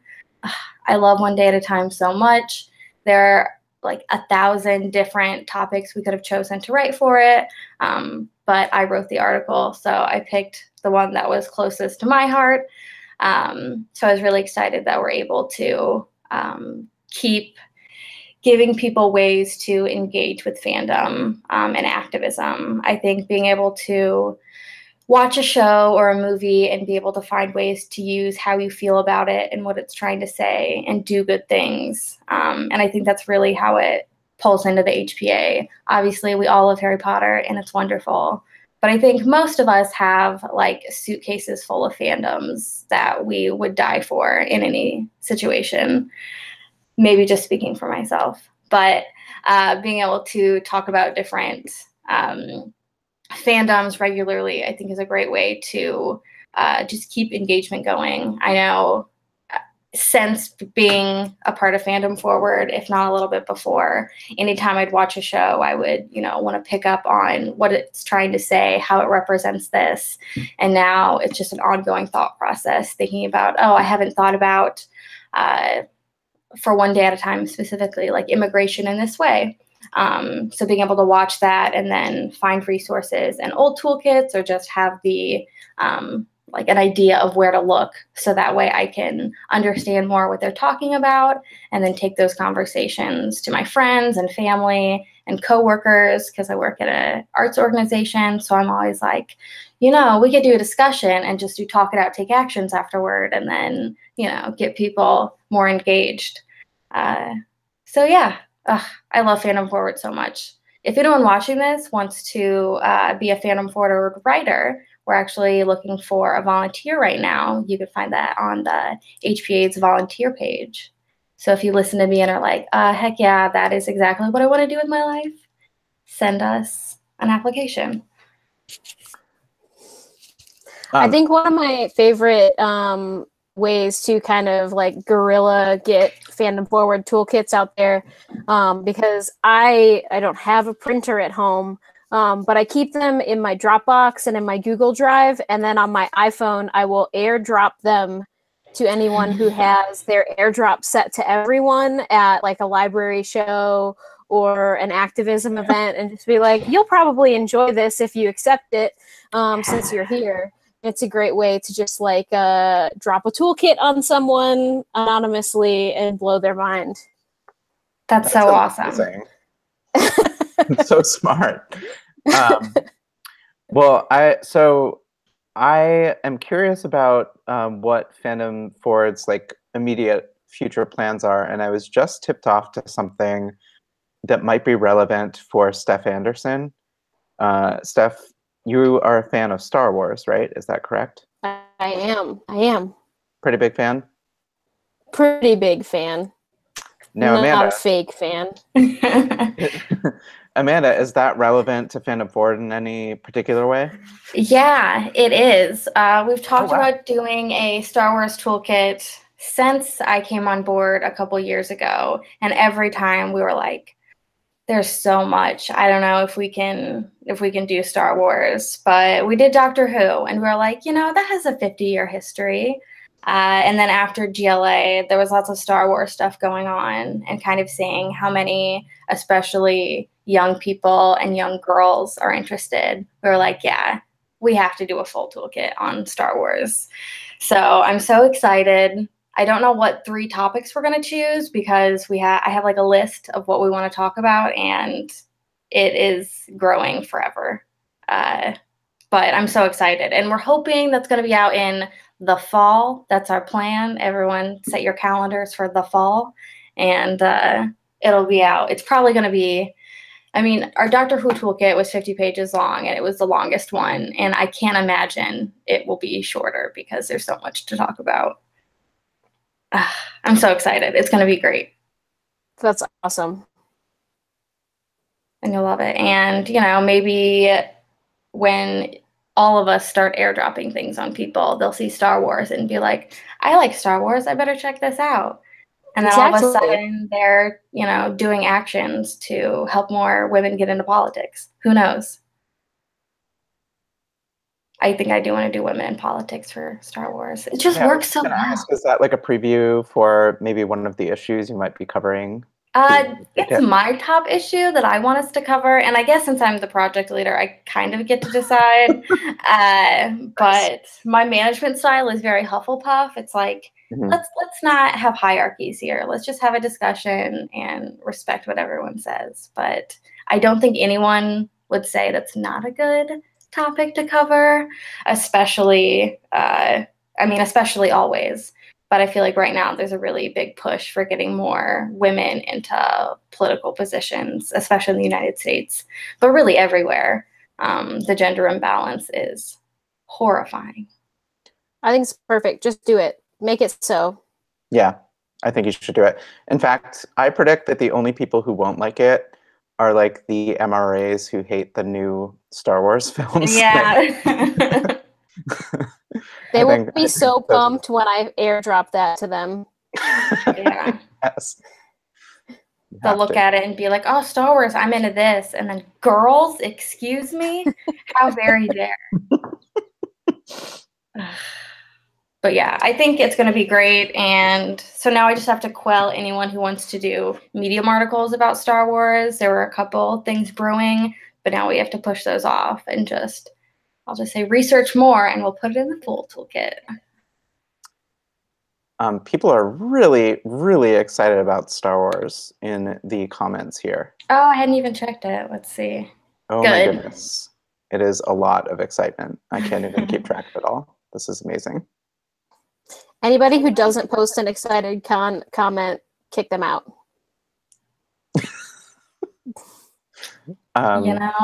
That's a great plan.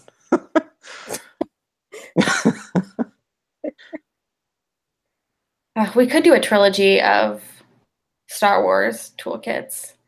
That's kind of the plan for a lot of them. For the Marvel toolkit, we're going to be releasing like expansions, since so much has happened since the Marvel toolkit came out. We're just going to do we have a Jessica Jones one in the works. It'll be its own toolkit, but a little bit smaller. So if you'd like, you can, print it out at the back end, or we'll put it together in a PDF, save some trees, read it on your phone.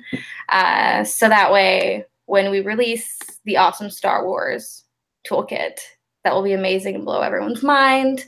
When the next things come out and everyone has seen the next films, we can just be like, hey, next one. When they do, awesome female, after what's Solo after that, when they go back and give other people their own standalone backstories, we can have those. I think it's smart to keep expanding upon the toolkits because, fandom is continually evolving. And, as we've seen with most of these fandoms, they're not really stopping or slowing down anytime soon when it comes to things like Marvel and Doctor Who. So yeah, to be able to add to them or create a part 2 will allow them to not get stale, I guess, and stay relevant. Mm-hmm. or not like get old. I was looking at the Marvel toolkit, and it was like right after Age of Ultron. So like that feels, I mean, it was years ago, but it feels like ages ago in the fandom. So many films have happened since then, and I want to be able to talk about them. Like Thor Ragnarok happened, like that is going to be such a good extension when we get around to it. Just Tessa Thompson. Can I just do a Tessa Thompson toolkit? Honestly, I love her. But yeah, so I'm really excited to keep expanding on the toolkits. And like for Doctor Who, we stopped it. Actually, the announcement that Jodie Whittaker was going to be the Doctor happened like, I don't know, 2 weeks before we were done with the toolkit. So I went in and like changed a bunch of stuff. We're like, okay, what pronouns do we use for the Doctor now? How should we refer to them when we're not talking about a specific Doctor? Which was really exciting, being able to like make the decision that the Doctor non-specific should use they, them. It was just like a cheer from everyone who was in the conversation. So after Jodie Whittaker's 7 seasons or however many she gets, we'll be able to go back in and say, all right, how has the representation changed since we did this toolkit, and how has it gotten so much better and amazing, and they've really brought people of color onto the writing team. Those are just my hopes and dreams, but hopefully it's all good stuff. Yeah, what's on with the chat? Anyone have Fandom Forward questions that I can be excited about for? I'm kind of just overwhelmed with excitement about all of this. This is great and fantastic. Yeah. I think Fandom Forward is great, and I've been watching it develop over the past few years. And one thing that amazes me every time I open a new toolkit is how big they are. Like I'm just like, oh my gosh, this is incredible. And they really are, there are like standing themes in all of them, and then like deep dives on specific issues. But I just find them so illuminating and so helpful, and they really open up how you view a story and how you consume a story, and also apply it to various things in your life. So it's cool stuff. I love it, and I liked at GLA this year. I did it the year before too, but a Fandom Forward kind of workshop where we talked about Fandom Forward and how to create your own toolkit or kind of use the methodology for creating the toolkits for anything.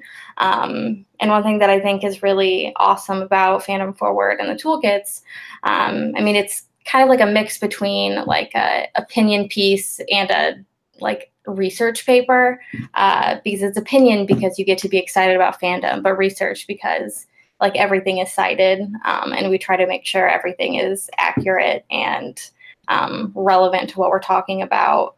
And then ending with talk it out and take action. When you're writing, an article for, I use Teen Vogue because Lauren Duca was there, or a blog piece, trying to make sure there's an action people can take after it. There are a lot of articles that are like, oh, this show talks about this issue, but it doesn't really give the person reading the article or watching the show a next step.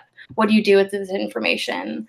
So I really hope Fandom Forward helps people kind of think of what the next step is. If you have a show that has really great representation or really terrible representation of something, what can you do about that? And kind of taking how you care about it into the world, whether it's just having a discussion with your friends or direct action, either, donating to an organization or even just learning more about an issue and finding somewhere in your city or town that's addressing it, and showing up and helping out, or, just telling your coworkers a little bit about it so that everyone is, caught up with the issue and aware that it's happening. So one thing I tried to press in my GLA panel was, it doesn't matter what you're writing. If you're talking about fandom, try to give people a way to take it outside of the living room or the theater so that, action happens. It's great to be excited about something and to have that in your room, but it's 1,000 times more exciting to do something with that passion, which is what the HBA is all about. yeah, so hopefully people who came to that are writing tons and tons of articles for their school papers and freelance places, and at the end of them saying, so you thought what The Magicians was really great, but what are you going to do about that? I just saw Lauren's tweet about shipping Elliot and Quentin so hard in Magicians, and I felt it so much. I was like, I love them so much. But I'm also part of that. Like, I don't usually get involved with shipping, but that's like the only thing I care about in the show anymore. No, that's not exactly true. So the problem with The Magicians is that it is just so wacky. Like, it's just constant wackiness. But that is always what brings me home. Is I love Elliot so much, and Quentin is okay, but you know. Yeah, Quentin's okay. Yeah, but I hope they find love. Yeah, again, because they did. They did. And then it was torn away from them, but whatever. I really want to do a Medium post on Magicians because I have so many happy feels and also like angry feels about things. But after the season finale, I have to like take a breath and reassess how I feel because they just tear me apart every time, every end of the season. Mm-hmm. But Julia, she needs her respect. She's so strong. I could talk about this all night. I mean, my favorite thing about The Magicians is that I do really love all the characters quite a bit. I think they're all really fun and richly imagined characters. I think I just have issues with the plot. Some of the storytelling is just like, why are you putting me through this right now? Like, what are you doing to me? Yeah, why are you doing it? Why are you doing this? But I think the characters are really good. One thing that I think makes it really interesting the whole time is there's no one character who like is a moral authority. That's like, oh, well, this person is correct or is always like knows what to do and what's right. Everyone is kind of trying to figure out what is the best thing to do in this situation, and for who. And that always gets me interested, especially when I first started it. And I was like, Quentin is annoying and I never want to hear him talk again. But then I realized like he's processing things and I really enjoy watching him try to figure out how to be a good person. And I think what season just happened, the third season, just seeing them all progress so far in terms of what they think is right and wrong, like that is good character progression.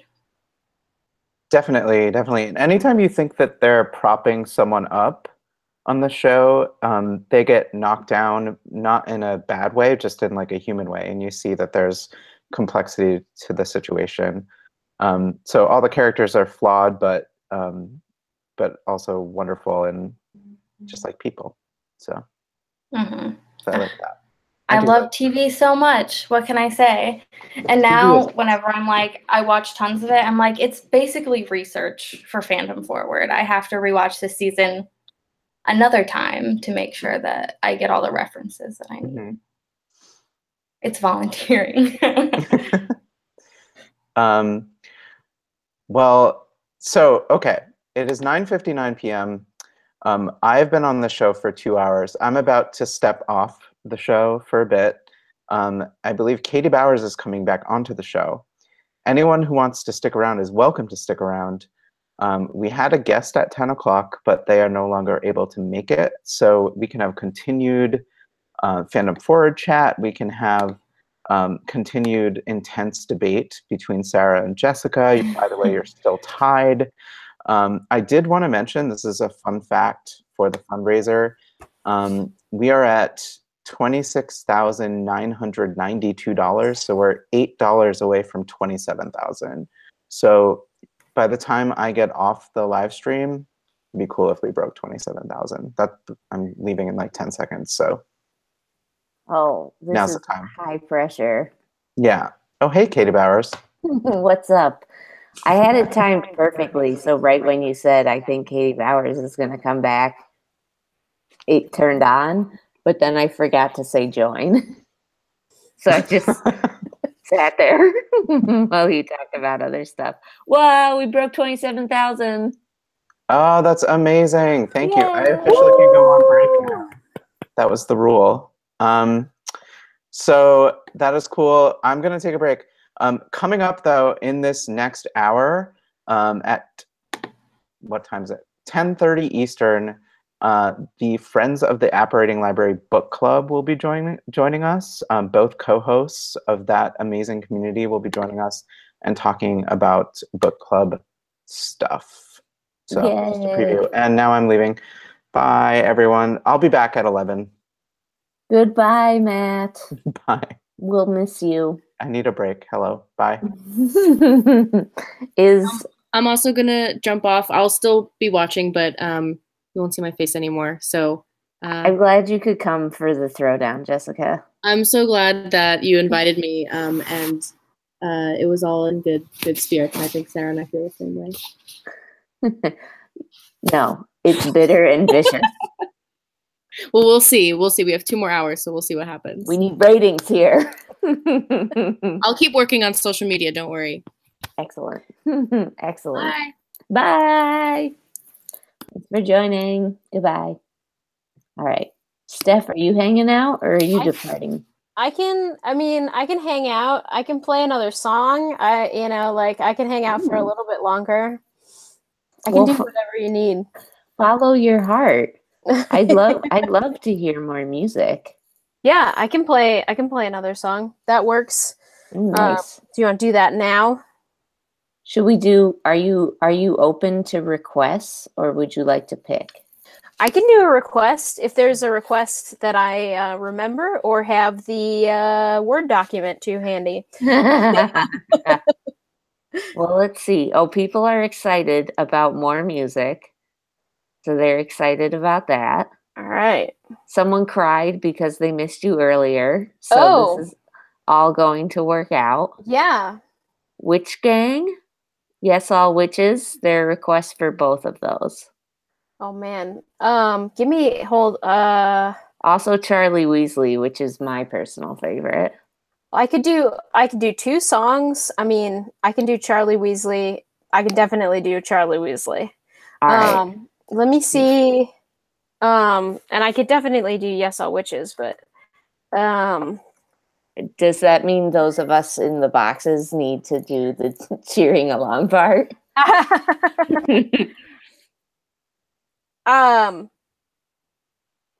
Well, I could also try to do Witch Gang, which will be slower than the recording because I only play this. I think I've only played it live once. But since it's an HPA exclusive song, I feel like I should maybe try that. So we'll try to do Witch Gang, and if Witch Gang goes really terribly, we'll just go right into Charlie Weasley and everybody will forget about it. So ride it out. I like it.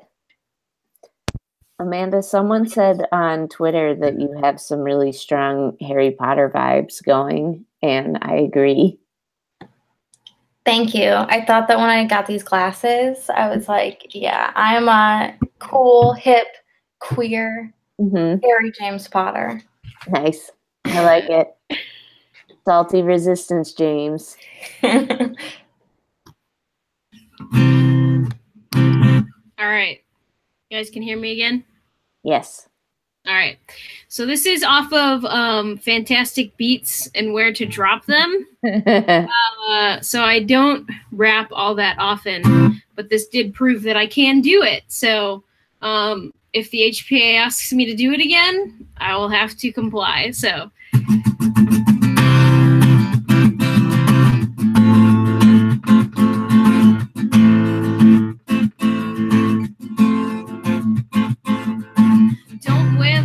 Don't say that. Girls can't play rock and roll and girls can't rap. Step back from the mic and check your facts. We're a witch gang now. Rise up from the back. Rise up from the back. Rise up from the back. We're a witch gang now. Rise up from the back. When Harry had to split to go underground, ladies rose up to make him proud. Everybody joined up and looked past their house, and Dumbledore's army kept hope around. Maybe you're not quite a witch, not quite a wizard. This binary got you shouting that your voice is heard. Make it clear and don't back down. A gang needs you no matter your pronouns. Don't wear this and don't say that. Don't rock and roll and girls can't rap. Step back from the mic and check your facts. We're a witch gang now. Rise up from the back. Rise up from the back. Rise up from the back. We're a witch gang now. Rise up from the back. What Fandom can accomplish brings light to this world. Don't minimize the power of organized girls. Don't worry about the muggles, let the nomads see. I'm tired of this international statute of secrecy. Call it out when you see something problematic. You gotta learn, it's not automatic. The expression is wide and it's systematic. Get your witch gang together and let's go smash it. Don't wear this and don't say that. Girls can't play rock and roll and girls can't rap. Step back from the mic and check your facts. We're a witch gang now. Rise up from the back. Rise up from the back. Rise up from the back. We're a witch gang now. Rise up from the back. Rise up from the back. Rise up from the back. We're a witch gang now. Rise up from the back.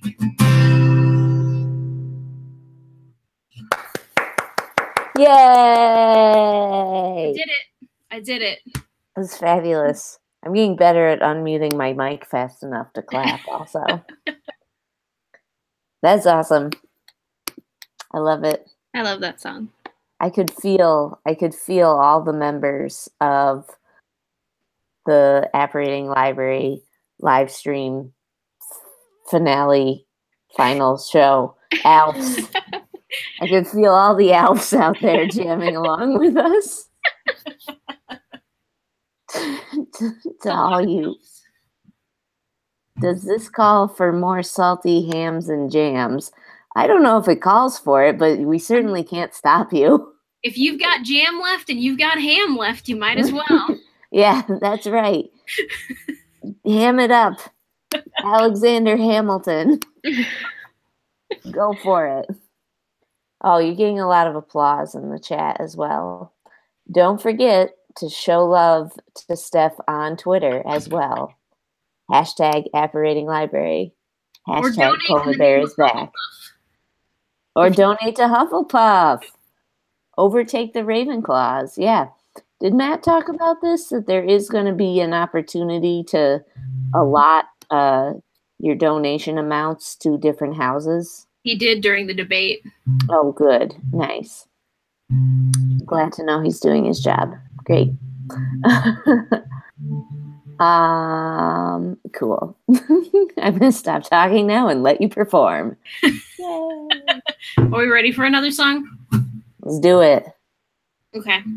Hold on. My Apple Watch is yelling at me. Charlie Weasley, you're so dreamy. After 2 years together, this might be love. Now you're leaving for Romania. I may never see you again,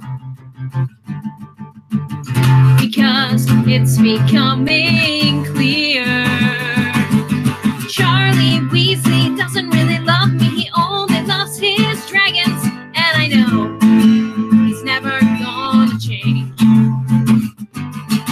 Charlie Weasley, you said you'd always love me, but you're in love with dragons, and I know you'll always be the same. Weekends at the Burrow have been pretty fun, and I like your family quite a lot. For my birthday, you got me a dragon skull, and for our anniversary, you just forgot. So I think it's time we talk this out.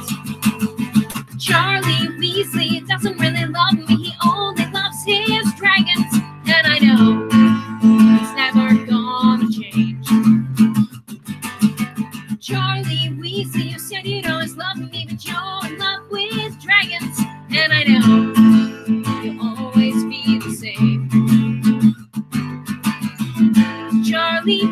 me, don't you cry. Third-degree burns don't hurt after a while. So Charlie, sweetheart, give us a try. 'Cause if you can't commit, I'll have to say goodbye.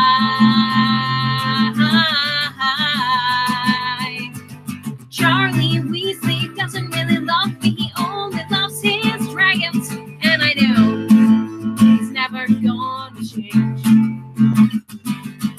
Charlie Weasley, you said you'd always love me, but you're in love with dragons, and I know you'll always be the same.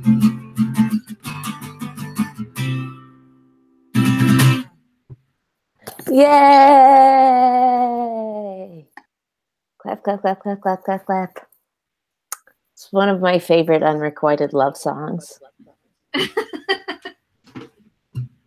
It's beautiful. Look, I have a dragon now. I noticed that. That was like, I assumed it Was showing up, but I was not expecting the taco that went with it. I'm glad it was so recognizable over the internet. It sewed right onto his hand. This is from the book Dragons Love Tacos, which is I have not read yet, but I'm real excited about. Speaking of Accio books, this is a book that recently Accio'd itself to my house. That's on our curriculum at Words Live. Nice. Does yours come with a stuffed dragon? No. I'm sad. Someone send it to Words Alive with a stuffed dragon for Accio books. We'll still count it, even if you don't send it to Puerto Rico. If you send it to Words Alive, it's so great. Steph, thank you for that beautiful music. You're welcome. I think I will bid you all good night. All right. We'll wave goodbye to you. Godspeed. May all of your dragons come with tacos from here on out. And I hope Hufflepuff wins everything. Oh my gosh, there's a dog. There's a dog. Is this Sarah's dog? Yeah. Good I news, scared him everyone. The little camera shy. I'm not leaving until I get eyes on this dog. Sarah, you should talk so your screen becomes big. Oh, yeah. Hey, Coco, say hi to everyone. Hi, everyone. How's it going? It's beautiful. Look at this is Coco, one of the official pets of the HPA, to maybe someday be featured in a Pets of the HPA calendar. To be decided. Mm-hmm. What month would Coco be? That's a good question. Coco was disgusted. He said, all of them. Yeah. She was born in September. I got her in December. Is there like a chocolate month? I don't know. A cocoa-related month? Yeah, I think that's December. Yeah, maybe December then. Definitely in winter. Steph, we'll release you now that you've seen the dog.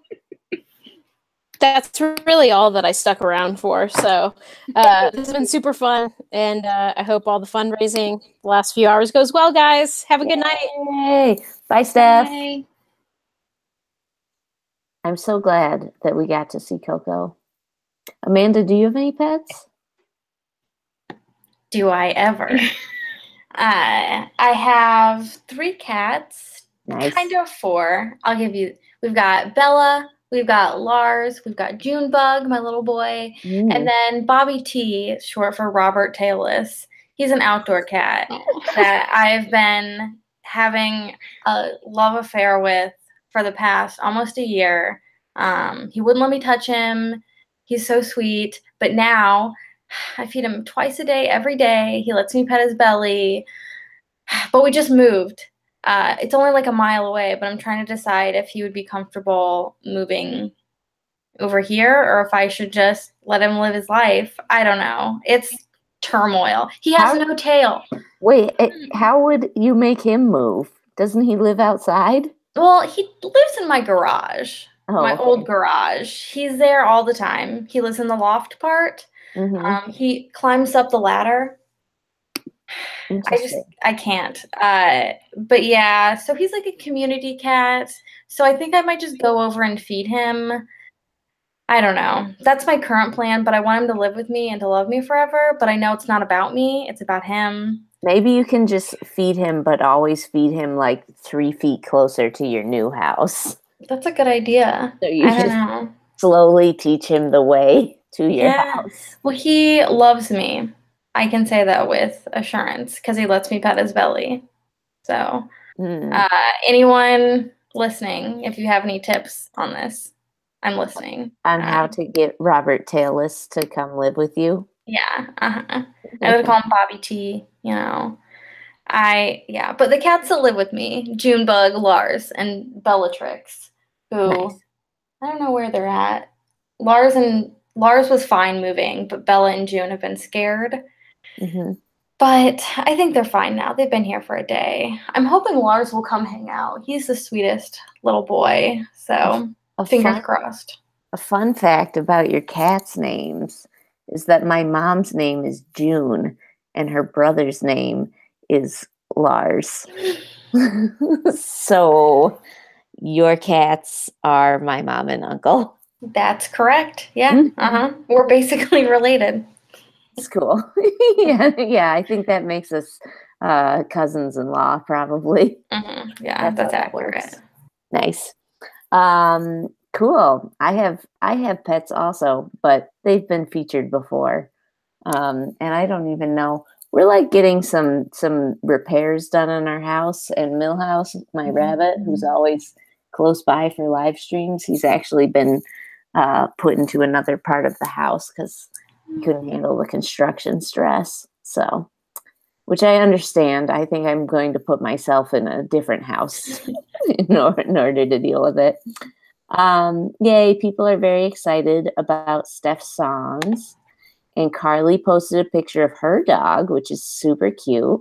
This is all exciting things that are on #Apparating Library. Let's see. Let's see how we're doing on our goal here, our stretch goal. So it was 27,500, and we are at 27,134. So about just a little over 350 to go to hit our stretch goal. Did it get incentivized while I was not here? Matt said at 27,500 he was going to bring his cats on. Oh, nice. Matt's got some good-looking cats. I'll bring Millhouse on too if we get there, and they can meet each other. They've never gotten to talk before on conference call. Coco was supposed to be an incentive, but then she just started. Jeez, making her way on. Way to blow up our spot, Coco. Thanks a lot. What kind of spokes dog are you? She's a very eager one. She has to learn, like, the hustle is not all about, Yeah. You don't want to literally hustle on. You want to give people time. Yeah. Oh my gosh. So cool. Let's see. What else can we talk about? The fundraiser is going well. The perks are really cool. Do you guys have a favorite, or do you all have a favorite new merch item? As you're thinking, a reminder for folks on the internets, we have our cool new "I'm hoping to do some good in the world" t-shirt from Hermione Granger. It's blue. It's beautiful. There is a red Remember All journal, which is my favorite thing personally. I really actually legitimately like the journals that the HPA makes. They're like a nice small size, like the kind you can stick in a purse, and I really like them. There's the You're a Wizard lapel pin, which I think I've been calling the You're a Wizard patch. for weeks now, but it's a lapel pin. You'll be happy to know. Enamel pins, they're having a moment. And we also have the Dumbledore is Gay button pack, which comes in all of your favorite colors and not indigo, because that's not a thing. And they're pretty cool. Do y'all have favorites? I think my favorite is the enamel pin, because yes, they are having a moment, especially in my heart. I have this, which is handy in reach. This is my pin collection currently. Ooh. And so yeah, I'm just super into them at the moment, and that one's really cool. I like the one that says "Women Know Math." Yeah, that was I don't know if you know the band, the Double Clicks. They're like a nerdy band, and that was a perk on one of their fundraisers. So cool. That's what is the thing that looks like a mouse on the left-hand side? Or it's like blue and pink? Oh, that would be an ovary? Is that the right anatomical? I thought it could be that. Yeah. No, it's definitely like an anatomical thing. It's that same company that makes the plushies for, like, I don't know if you've seen those, for all the for the organs? Yeah, for the organs. They are usually at San Diego Comic-Con, and that's where I got that. Tyler got me an appendix last year when I got my appendix out. Oh, that's cool. So hold on. I want to show you where my appendix lives now, since it doesn't live in my body. It's just cute looking. Is it? That's it, poking out of the bookshelf right there. Oh my gosh, that's so cute. Yeah, I love their stuff. It's always watching. Oh dear. Walking through our construction web. Anyway, it's real cute.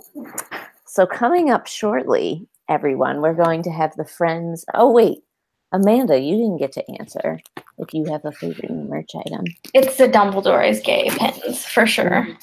Yeah. I think they're great. I'd like to see them in an enamel pin. I think that would be just wonderful. But I think the button pack is nice. And I am excited to have people ask me what it says and to explain it. So I like that it kind of looks like a campaign button, like Dumbledore's running for office, but it's really just announcing that he's really gay. Like he's running for the office of being gay, which I vote him in. Me too. Personally. Nice. Cool. If folks watching at home, if you have a favorite, Claudia was horrified to discover that these anatomical plushies exist. So sorry to horrify anyone with this news. Whoa! It's Janae Phillips. Whoa! Hi, Janae. Got here right as you were talking about horrifying plushies, so like I have to stop them. Like, man, it's time to go on. Welcome. It's getting Janae. weird in there. What do you do here at the Harry Potter Alliance? You know, I just intervene whenever the live streams get too weird. That's my full job description. Thank God. Yeah, right. It's a very important role here. Hi, I'm Janae. I'm the Director of Leadership and Education. Woo! It's fun. My favorite way to describe what I do at the HPA is I run all of the HPA programs that are not campaigns. Because it's the simplest way. It's accurate. Mm-hmm. It's accurate. Yeah, you get to work with Amanda a lot on Fandom Forward. I sure do. Which is beautiful. I was greatly enjoying Amanda's descriptions of Fandom Forward earlier. Was it accurate? Were you proud of my description? I'm always proud of you. Oh, thanks. Janae's my HPA boss, and she's just the greatest. I don't know if anyone is aware of that, but Janae is wonderful and works so hard and does so many great things. like everyone in the HPA, but I talk to her most, so I think she's best. Therefore, I am best. That's how you win. That's just an exposure situation. Oh my gosh. Carolyn called you the Department of Leadership. Wait, it's the Leadership and Education Department. And Carolyn just called you the lead head. No, Kat. Kat called you the lead head. Perfect. Mm-hmm. That's the whole reason I picked that acronym. Mm-hmm. It's pretty good. It would be great.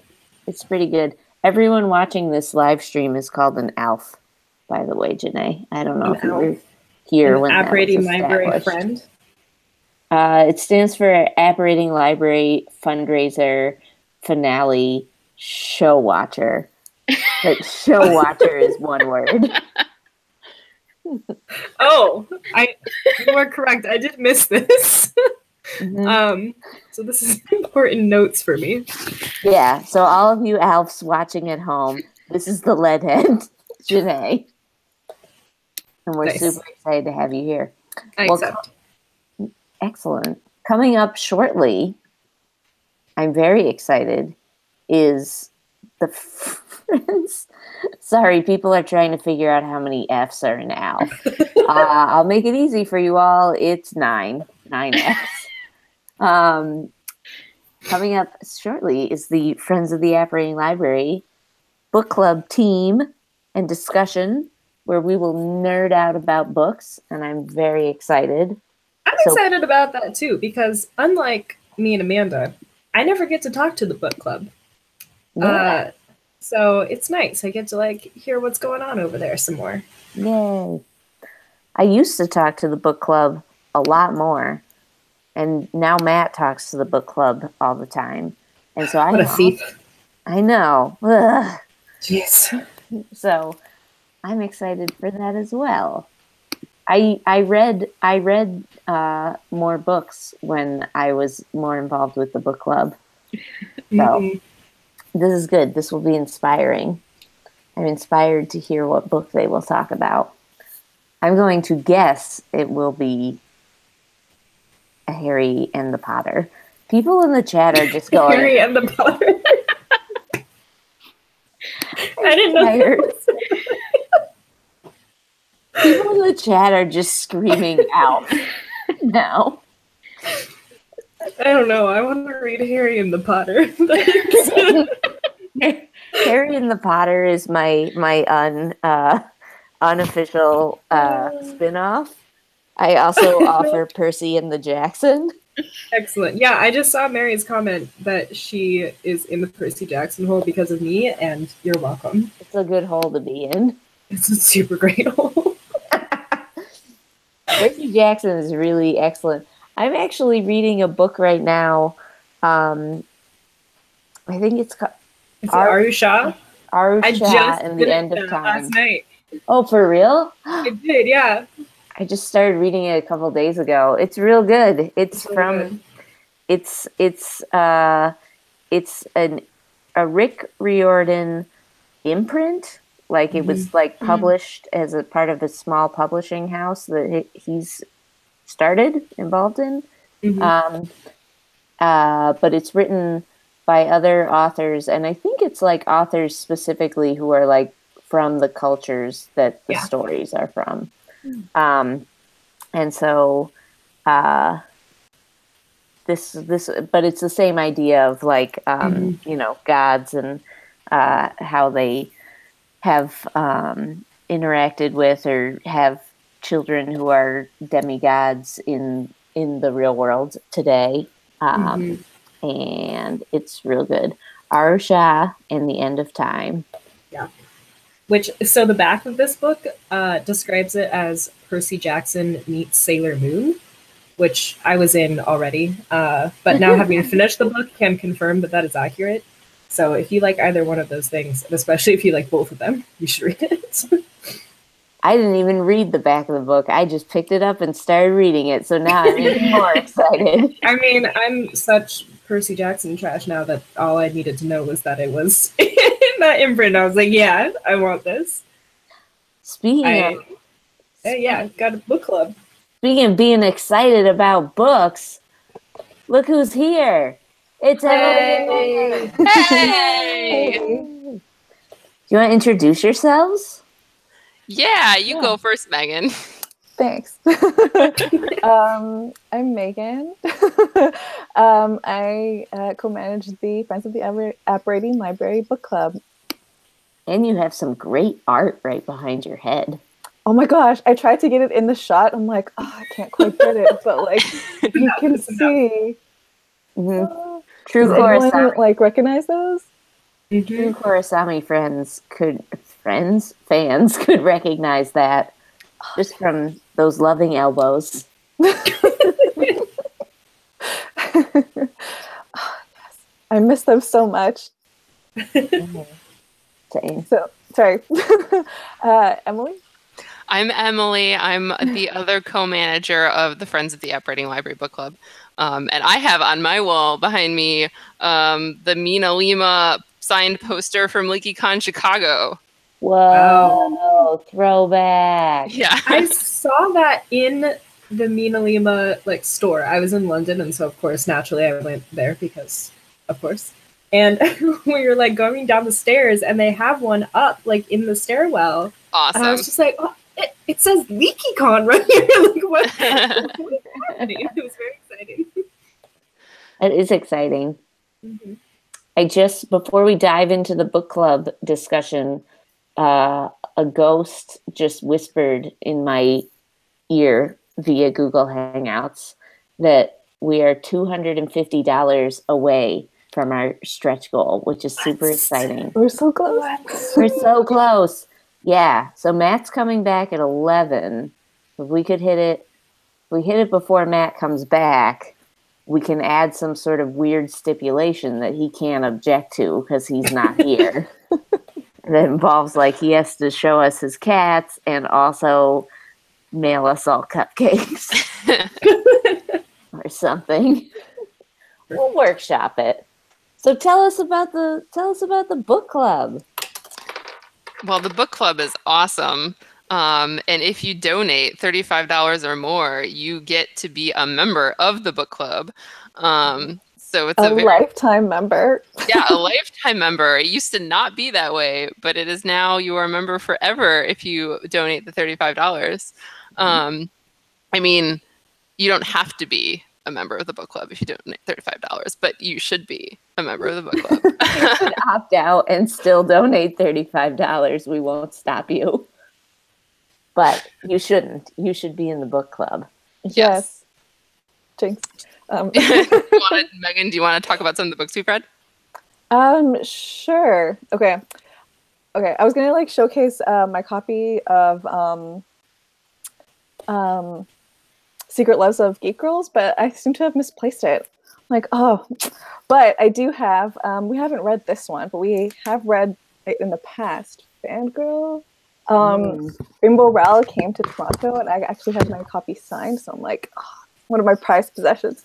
But this is one of the quality books you can read in the book club. Yeah, so we do a lot of stuff just for fun, and some of the things we read are for issues or authors and stuff that we're interested in. For example, we had The Resistry. So it was a readathon where we were talking about oh my gosh, you got it. Emily has the books, one of the books I just mentioned right now. This one? Yeah. I missed a few seconds because I was grabbing these, but yes, Secret Loves of Geek Girls. It's amazing. So good. It's amazing. And there's a second one now, which I need to get from the library because it just came out a couple weeks ago. Mm-hmm. Yeah, me too. My list of books that I need to read is just ever growing. I don't think I'll ever finish it. I'll just get longer and longer. But yeah, so I Resist Readathon. Actually, I think Emily, you came up with that theme. It was really great. I think most people thought it was a huge success. I'd love to do it again this year too. I loved it. What were the books that we read? For the Resist Readathon, yeah, I think actually having that be an annual thing would be amazing because it's never gonna be a thing that is irrelevant. So yeah, we read The Hate You Give by Angie Thomas. We read In the Country We Love by Diana Guerrera, right? Yeah, okay. And then we read Difficult Women by Roxane Gay. Yeah. And what was the last one? I know, I'm cycling back to. It was it was Rethinking Normal by Katie Rain Hill. Yes, yes. Awesome. Those are all great books. They are. Did people like it in the book club? Yeah, it was when we were first starting out, so we definitely have more active members now than we did then, but I think that especially if we do it again, it'll be awesome because it was great. And it was so cool because, fun story, I got to meet Angie Thomas at ALA like not long after we did that readathon, and she like knew who we were, and I was like, we loved your book, and she was like, I love you guys, and I was like, but no, she's like, you're awesome. I'm like, no, but you're awesome. It was amazing. Oh my God. I know. I would have jealous. Died right in front of her. That's amazing. Yeah. I know she's a big who we are, and she loved us. Yeah, I know she's a big Harry Potter fan, but what an honor. I think she might have liked one of our tweets or something too, didn't she? Probably. Probably. I think I freaked out a little bit about that. That's so cool. I love it. If anyone has not read The Hate You Give, please stay on this live stream until midnight and then immediately stop watching because it will be over and start reading The Hate You Give. So you have an hour and 23 minutes to get prepared. That's awesome. So what do you do in the book club? You read these books. Yeah, we have, so we're mostly based on Goodreads. So when you join, you get added to the Goodreads group. And there's different threads. Basically, Megan or I will post a question, and then we can just talk about that question in the thread. We encourage other people to post their own questions too. And then at the end of the month, we've been doing one book a month. At the end of the month, we have a live stream where we talk about the book. Nice. Yeah. And in between, if there's something that's like caught our eye, like fan art or like Tumblr threads that we think are really funny, we'll like post them to our Facebook or our Twitter or something to share with everybody else. Yeah, so to sort of like tie it all in and like remind people that we're reading this really cool book. Nice. Do you all have a book that you want to talk about tonight? I'm gonna go back to the Goodreads and like get the whole list of books that we've done, so I could talk about like which one I thought was my favorite of the club. Oh my gosh, we have to pick favorites. I'm the worst at that. There's so many good books. We're gonna force you to pick a favorite. While you're looking, what are your favorite Harry Potter books? Oh my gosh, I was just about to say, that's like asking me which Harry Potter book is my favorite. How can you make me choose? I'm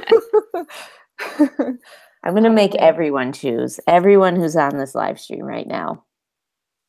I think, Megan, we've talked about this before. Did I still say that I don't like, I'm not sure. So I'm like, I start off and I'm like, the 6th one was really good.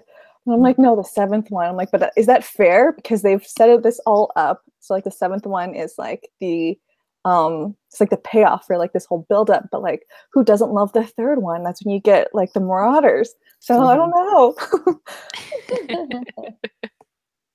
My favorite Harry Potter book is number 5, which I feel like it's a lot of people's least favorite books because Harry is like so angsty and angry in it. But I love it. I like love the dark, like everything is awful and blah. Like I don't know why I love that. But it's like it's when everything starts to matter so much more. It's when the stakes are so much higher. And it's like when I was sucked in by page 1, but like I don't know, like yeah, the stakes are higher, everything matters more, and so much goes on. You learn so much. It's the longest, thickest one, so you know you're in there for a long time. And that's 5. I like 5. I'm gonna need Janae to speak on this subject. I'm so excited because that's my favorite book, and it gets so much hate. We can be in an Order of the Phoenix club together. Awesome. I think that's just called Order of the Phoenix. That is also true. You can join Order of the Phoenix. Yeah, I love that book. I feel that everyone who says that Harry's too whiny in the book, like you need to find your heart again. Like, did you read the 4 books before that in which this child, this like 15-year-old child has been through all of this and he's too whiny? In the 5th book, what's wrong with you? I don't understand people. But also, like, when I was reading it as a teen, it meant a lot to me for a YA like teen hero to be allowed to like be emotional and angry and like processing trauma on page, because of stuff I was dealing with as a teen. So I think it's a really important book and I love it a lot. It's definitely the one that I have reread the most. I didn't like the 5th book. I mean, I liked it, but I was mad about it because of Sirius. I didn't like it when it first came out, and I read it. Hashtag spoilers. Hashtag. When did the book come out? I don't even know. What year was that? Longer ago than I like to think about. Dinosaurs were roaming the plains. I did not like Order of the Phoenix when I first read it, and then I went back and read it like 10 years later, having like lived more life and gained more experience, and it made so much more sense to me. And I was just like, oh, this book is great, actually. Yeah, ironically, like all of the things, like Sirius Black is like my favorite character, and Umbridge is like my most hated character, and yet it's still my favorite book. I'm like a glutton for punishment or something. But yeah, I love it. I love how like it complexifies. I'm just gonna make up a word. I'm a lot into of the it. things. I like it. Yeah. No, you're allowed to do that. English major. Hashtag complexifies. Please, elves, please make it trend. Decide how to spell it and then go forward. Yes. Yeah, no, it complexifies a lot of the things that we thought were simple, like Harry's father's past and like a lot of people's pasts. And it's so good. Sirius and Remus's relationship. Yeah. It's a whole lot.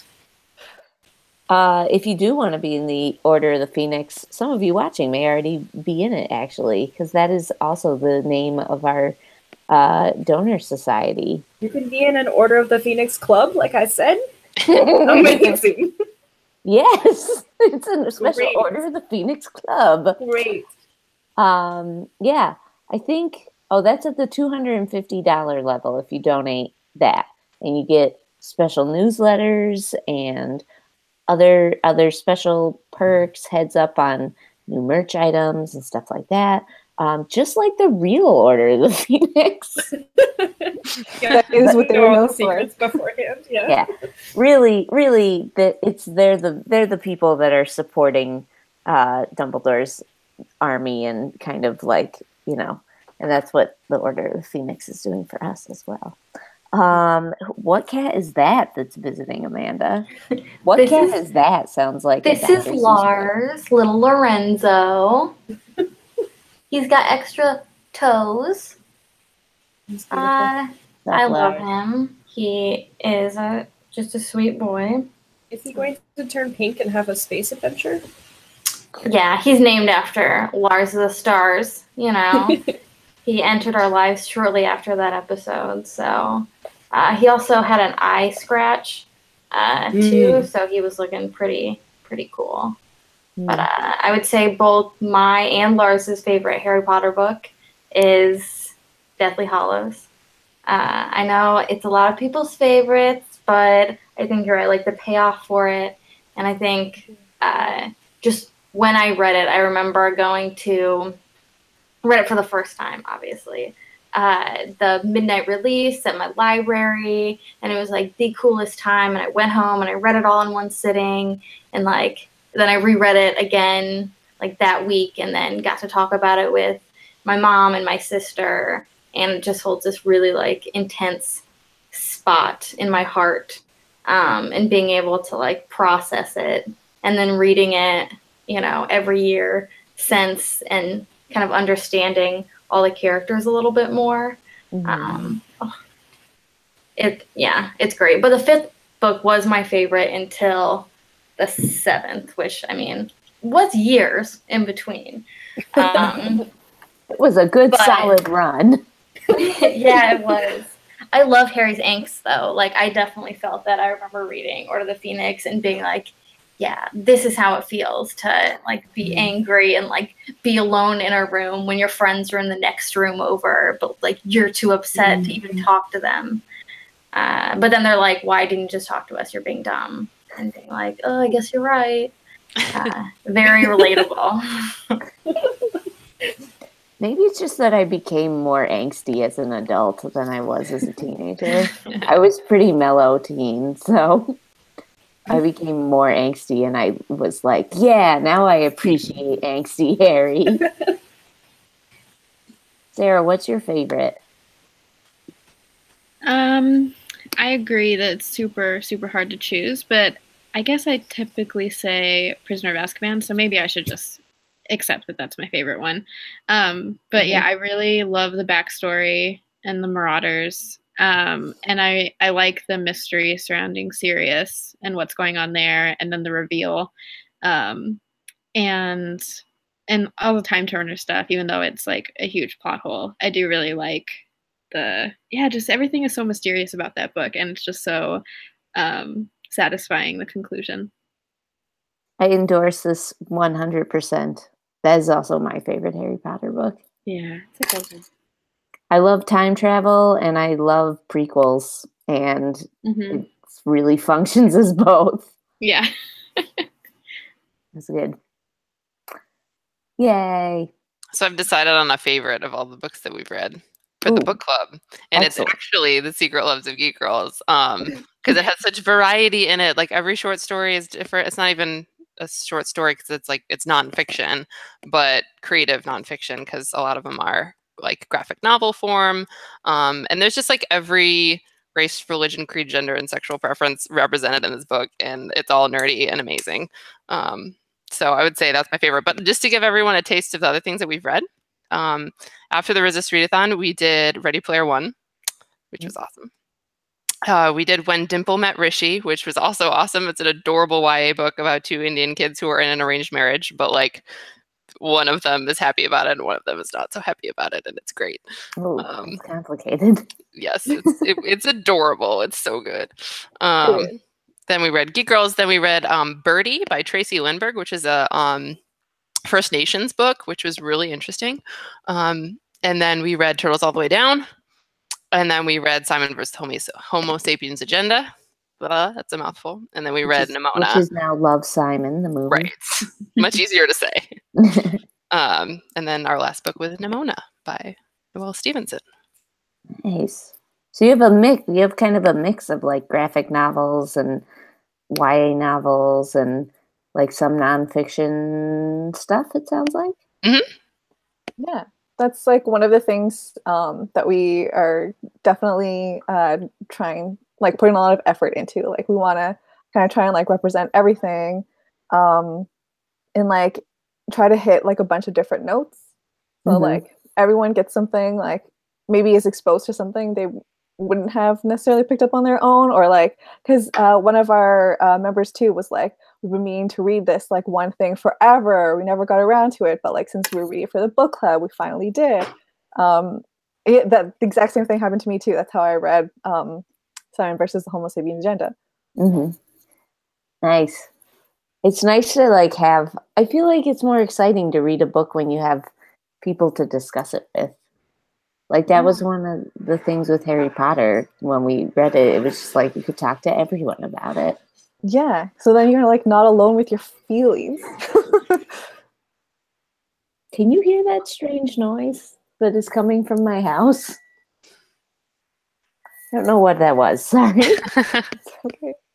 I was going to mute, but apparently no one else can hear it but me. So I hope that's okay. I heard it, but I was just assuming maybe it was people building staircases in your house. I don't know. I guess it's too late there for that.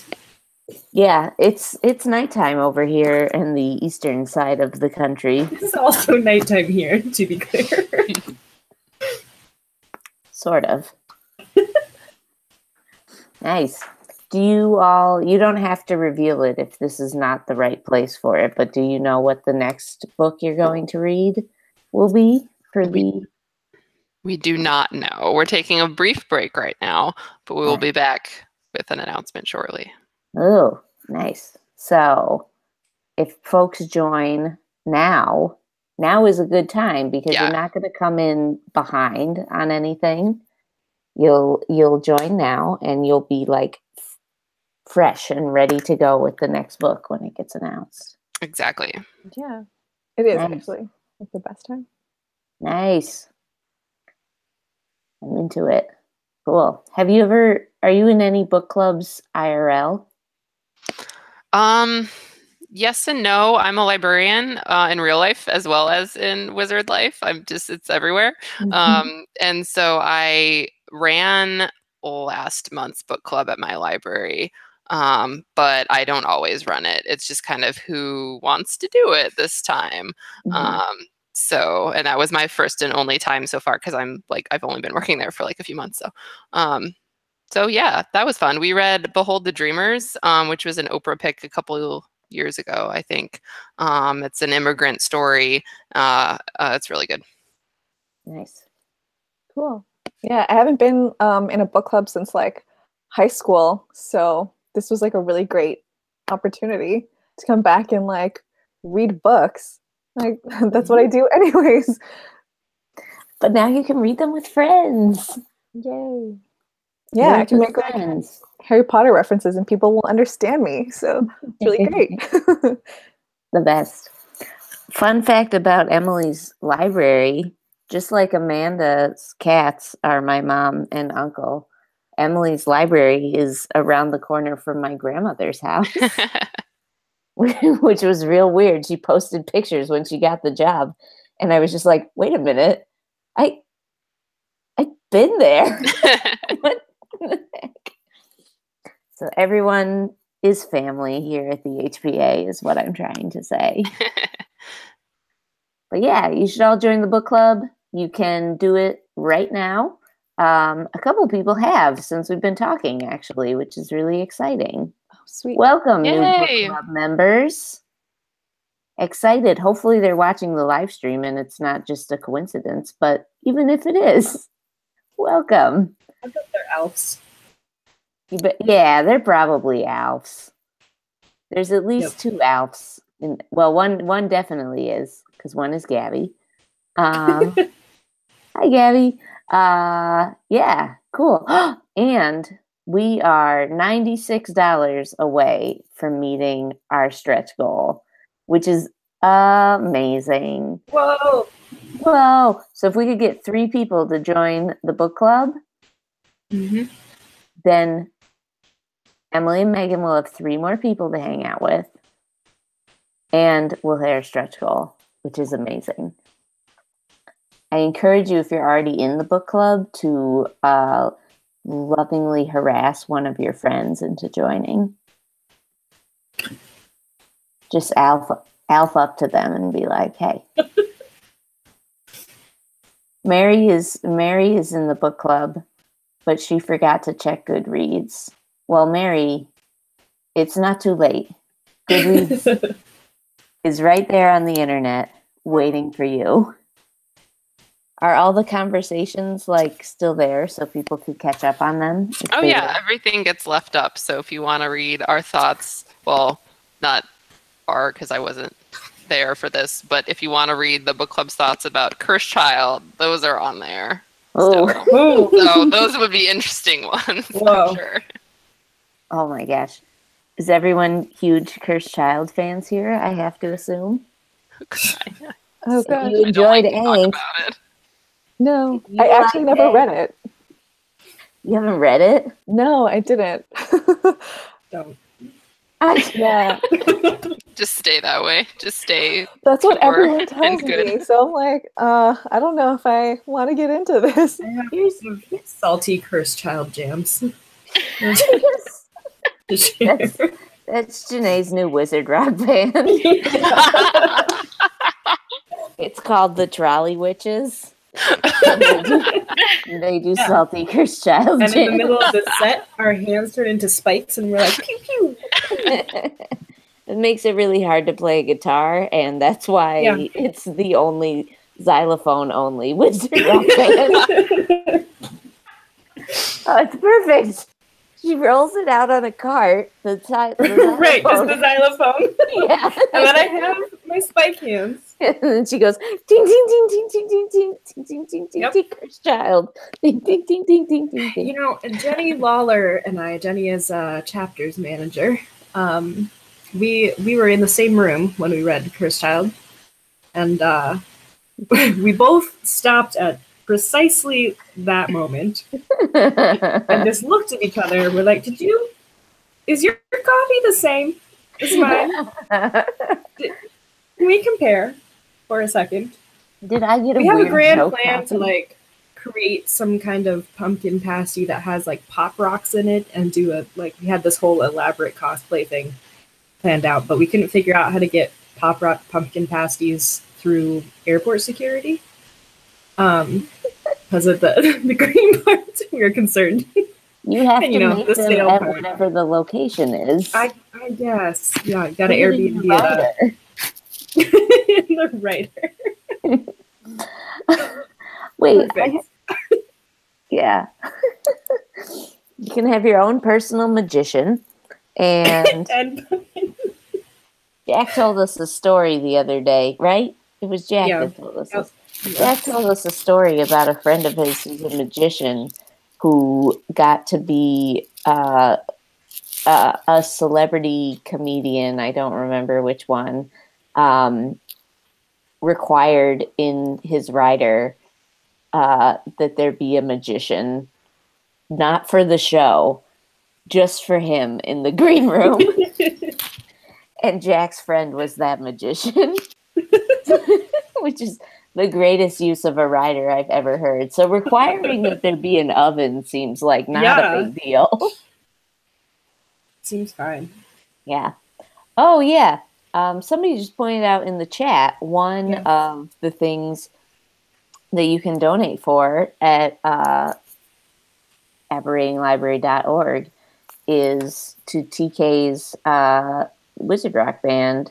Oh, we could make TK write a song about the Trolley Witch. Oh my gosh. Ideal. This is excellent. Yeah, I should.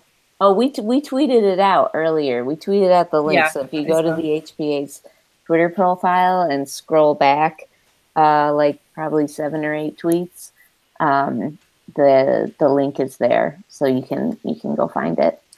And Amanda, who is on the live stream and also in the chat, tell people your Wizard Rock band name. I think it's great. I think it is too, but I'm not going to start it. The Trolley Witch problem. And you could just talk about ethics, for one, and 2, why? You know, just tackle that question. It's the world's first crossover Harry Potter, The Good Place Oh, band. man. It's a wizard demon rock band. I cannot wait for Jenny to hear this. Perfect. There's the founding members right there. Great. I'm good at coming up with wizard rock bands for other people to start. I want Kirsten Hippie to start Kirsten and the Hippie Griffs. Yeah. I had another one too. Well, the first one was I wanted my friends when I was in high school to start a ska band called Cornish Pixie Number 9, which is where my Twitter handle comes from. It was we were watching the special features on the DVD of Chamber of Secrets, and they showed how they made the Cornish Pixie scene. and they like had it when it was just like a sketch, and they circled one of the Cornish pixies and said, "This is Cornish pixie number 9, and we're gonna follow it through the whole scene." And I was like, that would make an amazing wizard ska band. And all of my friends played instruments, and I was like, you guys got to do it. I will be your first groupie. And that was when I made my Twitter handle. And that's how it came to be. So don't at me. I really appreciate your Twitter handle. Thank you. Because every time we go to a conference and do a presentation or something, you always put your Twitter up there, and it's just like, you're just committed. Like, hi, I'm Katie Bowers. I'm the campaigns director, and my Twitter handle is Cornish Pixie 09. Mm-hmm. Yeah, everyone else in the room is always something that has their actual name in it, and I'm like, I'm too far in at this point. I really can't change it. Too deep. Oh yeah. It was real good. I liked it. Cool. I should check. It's 11, and I feel like I should check on what we have scheduled. Oh, just more fun and chatting. Very good. Mm-hmm. Hanging How out are we with doing us. on our goal? How are we doing on our goal? Are you asking me? I was. I thought you still had it open, but I also... Well, I do, but I have to refresh it now. Oh. It's counting up. It's counting up. We're at 27,424. Okay. So we need some more to see those counts. $75 to go. Look, I brought a prop with me this evening. I have a copy of The Gentleman's Guide to Vice and Virtue, which is not signed. My copy is not signed, but yours could be, because Mackenzie Lee has donated not just this, but a copy of her other book, which is a collection of essays about awesome women in history called Bygone Badass Broads, I believe. Yeah. Mackenzie is great. If you don't follow her Twitter, you should. But also this book is great. So this is an advanced reader's copy, which sounds cool, except that I finished it, and then there was like 6 months in which no one on the internet was like making fan art for this book, and I desperately needed it. So it was a lot. This like 500 pages, I believe, and I could not put it down the entire time. It's so good. It's basically like, it is a gay love story in the 1700s of two like well-to-do young gentlemen who are going on their grand tour, which was apparently like a thing that young rich gentlemen did, is they like went on a tour of Europe.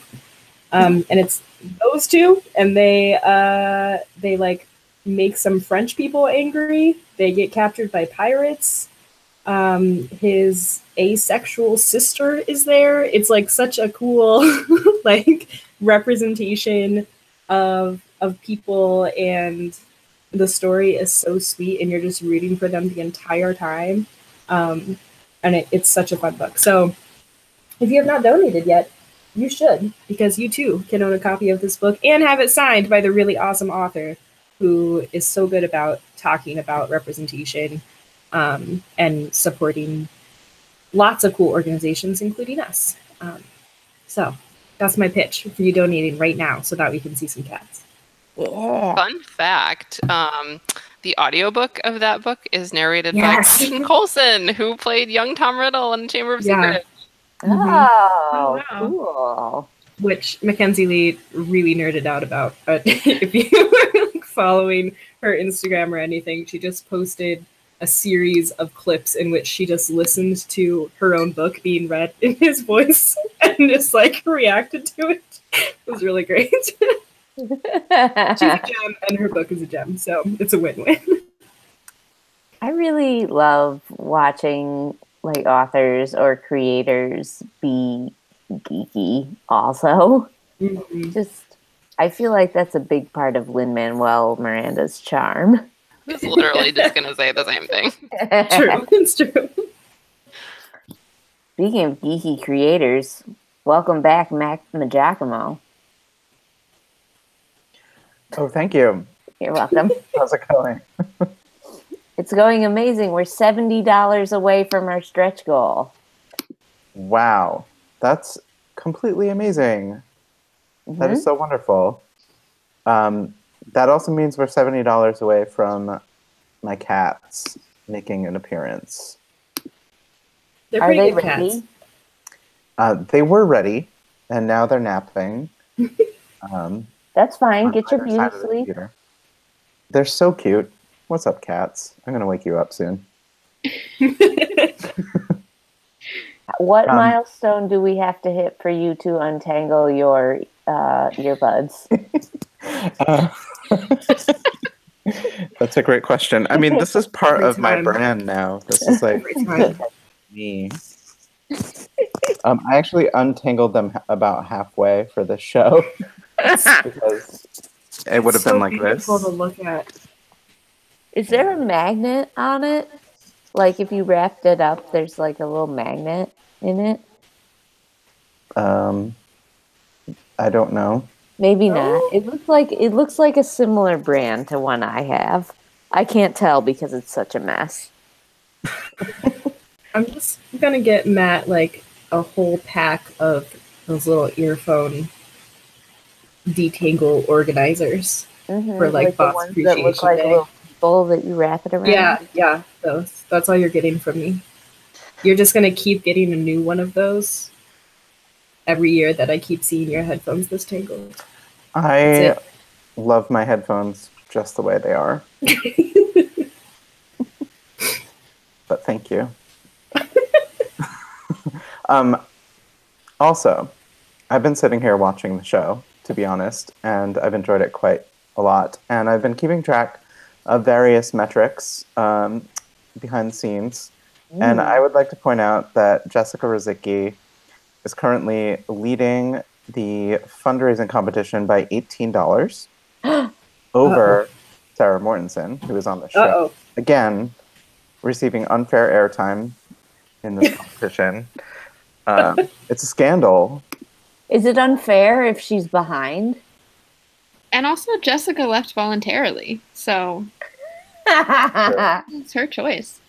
That's true. I mean, I have reached out to my press contacts to let them know that this scandal is unfolding and that they should be watching it closely. So we'll see what happens with that. The Washington Post is going to be calling. It's true. I'm excited. Otherwise, I have nothing to say. Hello. I'm so tired. I spent most of my break curled up in the fetal position on the floor. So. And checking the metrics on the fundraiser. Yeah, well, I was like this, and then like playing with my computer at the same time. It was great.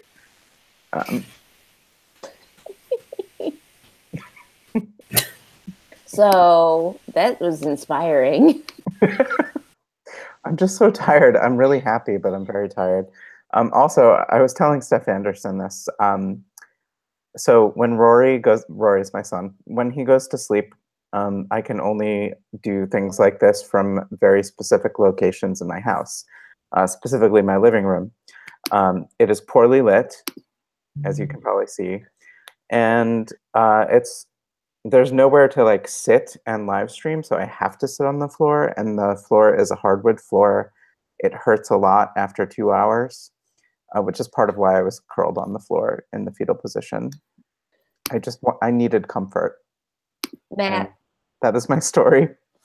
You should refresh the fundraiser page. I have good.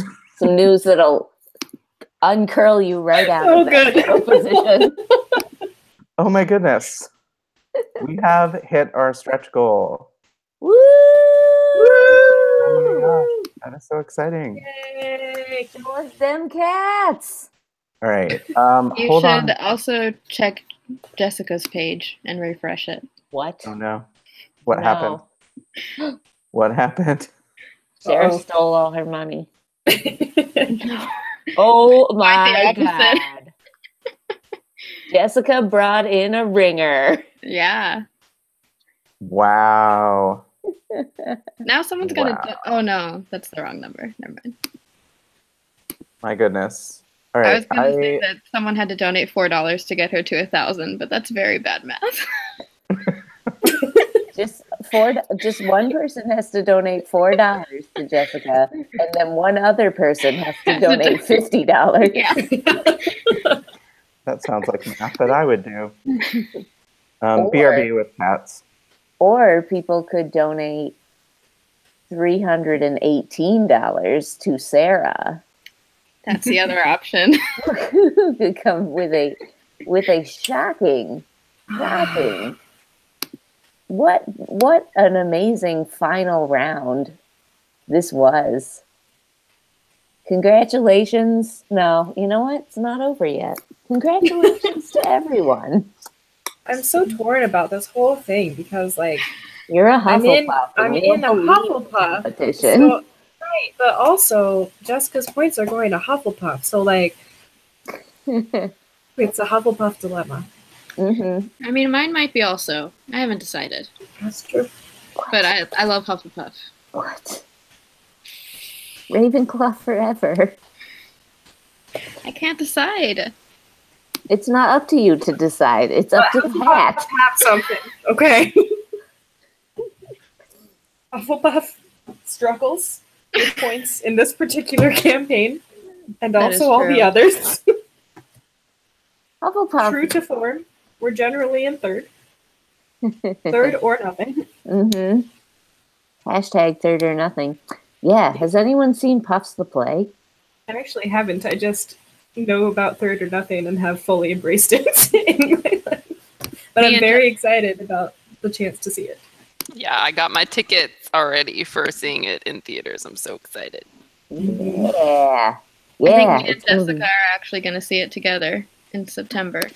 If you can bury the hatchet enough. I think we'll be okay. Hey, look, a cat! This is Frodo. Frodo! He's okay with being woken up for this. Oh, he looks thrilled. Love and attention. My one interaction with Frodo was Frodo deciding he needed all of his hair to be on my suitcase. And I'm just picturing that he walked onto your suitcase and then went bald.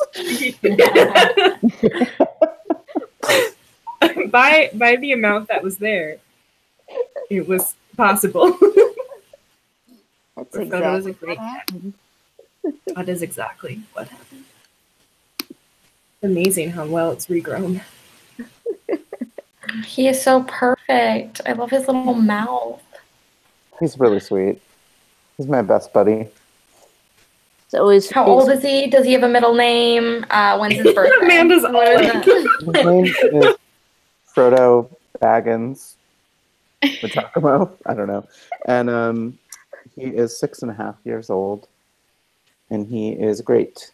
He's a wonderful cat. Right? How you doing, buddy? Is Frodo like a family name or? Yes. Yeah. Named after my great uncle, Frodo. Cool.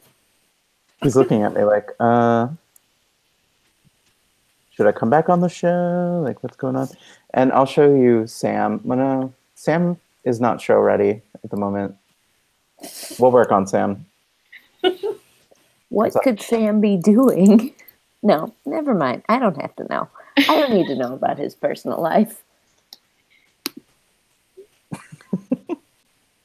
So much fluff. People are liking this. People are enjoying this. Enjoying the cat time. Mm-hmm. Cool. Yeah, people are into it. Carly says there's still time for Slytherins to win the game. And I want Slytherins to know that that is technically true. So, don't give up. That's so inspiring. Technically true. Wow.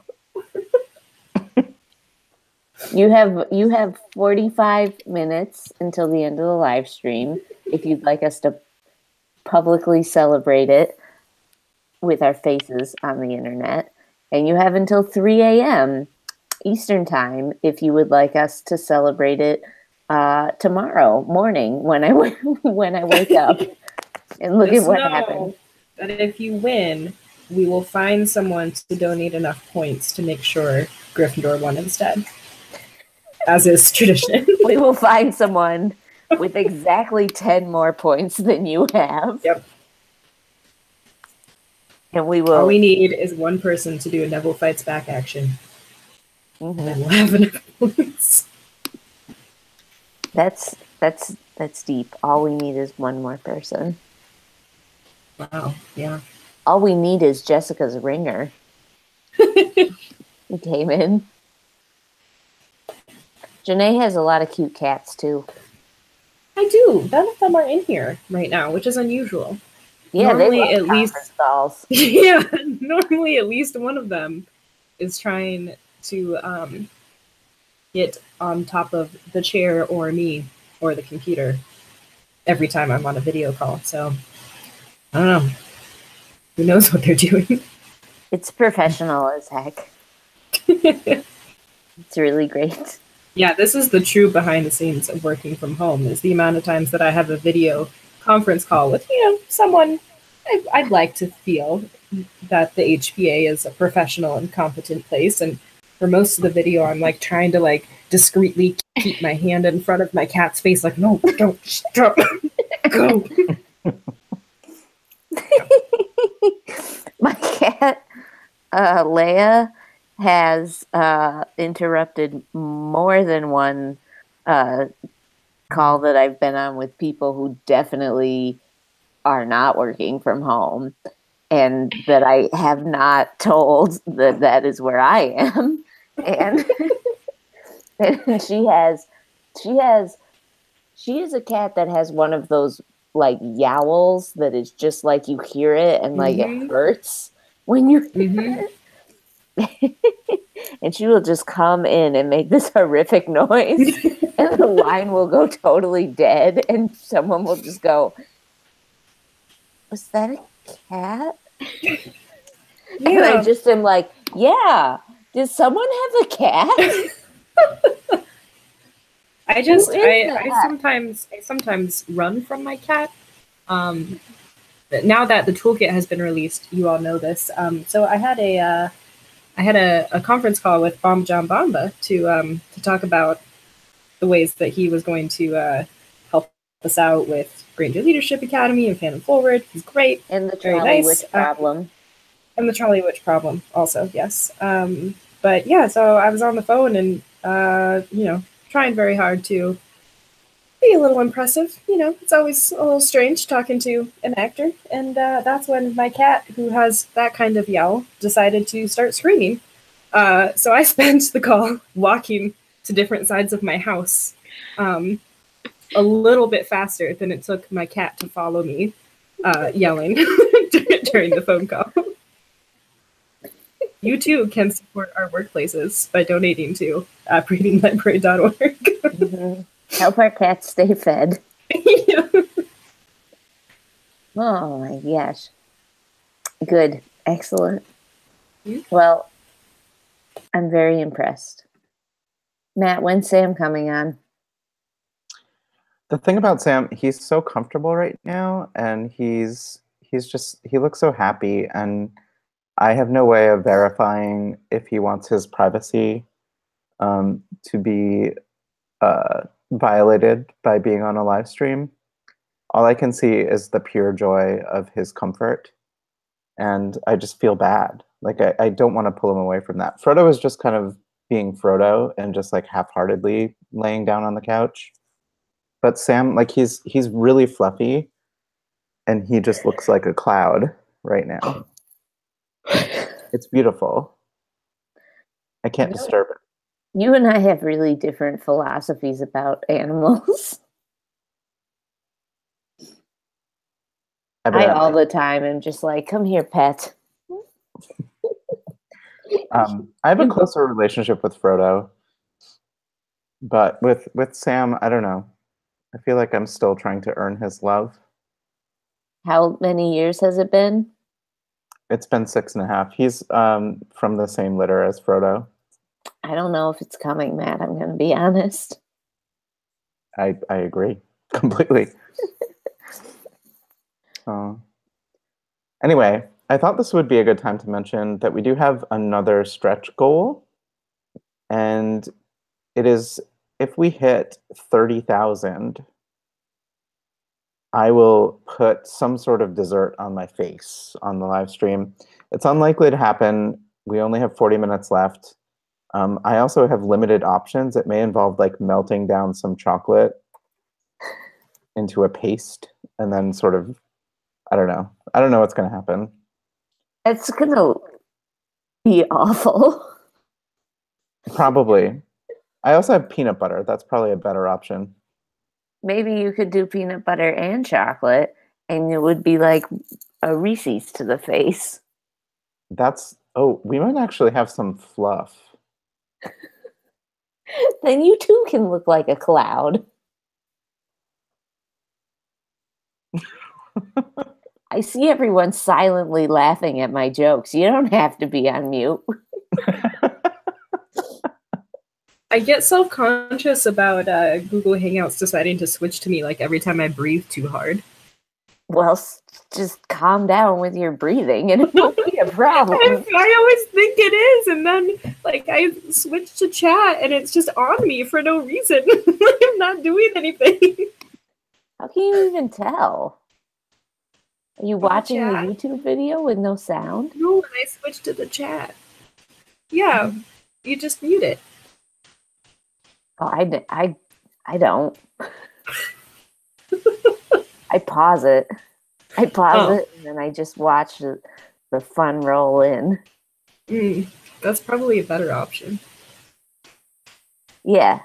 I also watch I watch Twitter also, so I can only have a maximum of 3 major distractions. The fundraising page, the YouTube chat, Twitter, and then in this one I had to watch Jessica and Sarah's pages throughout the whole thing. Twitter just sent me a super helpful notification letting me know that half of the people I follow are tweeting about Apparating Library. So thanks, Twitter. That's amazing. Has this whole list, like this many people. I think you should know they're tweeting about this thing called Apparating Library.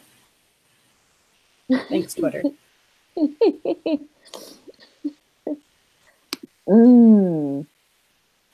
Thanks, Twitter. It's beautiful. Let's make Thanks, Twitter the next Thanks, Obama. Oh, God. I miss being able to thank Obama for things.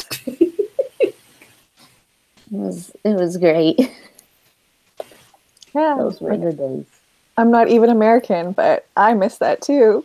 I know. You're in Canada, right? Yeah. Oh my gosh, do you guys know that it's snowing here? I believe it. We had like hail. Like we couldn't open the door for our car because that's like how crazy it was outside. That sounds right. Yeah, it's April 14th. Standard spring in Canada weather. Where I still haven't had spring. Ontario, like Southern Ontario. Okay, yeah. I mean, I'm in upstate New York, and our snow just stopped like 2 days ago or so. So 2 or 3 days ago. I'm so jealous. Who knows if it's really over? Like, you're supposed to have your snow tires off legally by tomorrow, and I don't know if I feel ready to do that. Laws about snow tires? Look at Janae's confused face. I'm so confused by this whole conversation. You're not supposed to have studded snow tires on your car after April 15th because they're not actually great for the road. They're okay when the road is covered in ice, but when the road is just road, it tears it up a little bit. So they have a law that you have to get your tires off by then. But the problem is that it has continued to snow until about April 12th, so I never got them off. How do they know? Can you tell it's a snow tire by just looking at it? Yes. Oh. Cool. Also, Also, if it's studded, you can hear it.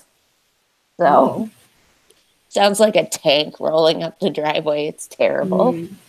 I feel I should mention for everybody who maybe doesn't know us who's watching that I live in Tucson, That Arizona. Janae's never been outside before. A He desert lives in creature this it is room and it has currently no named. windows. Never seen the snow. She actually lives in Alaska. It's very sad. I've never been out of my bunker. Janae lives in Arizona, where she lives in Earth 2 and has never been outside before. The biosphere too. Yeah. I couldn't remember the name of it. Earth 2 is close enough. Whatever. All right. Listen, I'm clearly behind. I let the YouTube video play and it's got Steph Anderson singing songs, which was great, but that's not where we're at. Yeah. Okay. Well, I am trying to be healthy and not stay up super duper late while being super duper pregnant. So I'm going to depart at this time. Okay. But I want to encourage Janae to tell everyone about the biosphere. Okay. You can do that as your party request.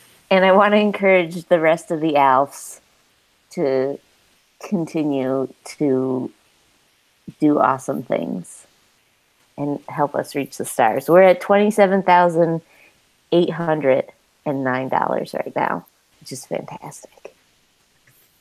Thank you, everyone. Bye, Katie. Good night. Have a good night. Bye. Oh, man.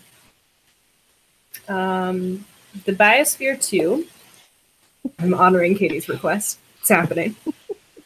The Biosphere 2 is a giant dome in the desert that they built to try to test and see if they could create a self-contained ecosystem.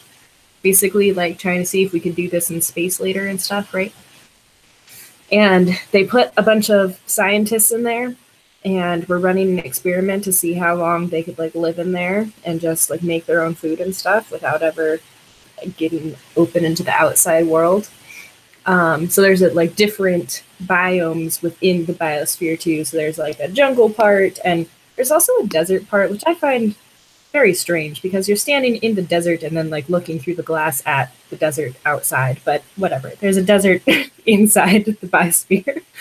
And there's a really, the coolest story about it is that the way this whole experiment ended was very dramatic because one of the scientists was doing something and he really seriously injured himself on like some machine. So they had to let him outside to go to the doctor.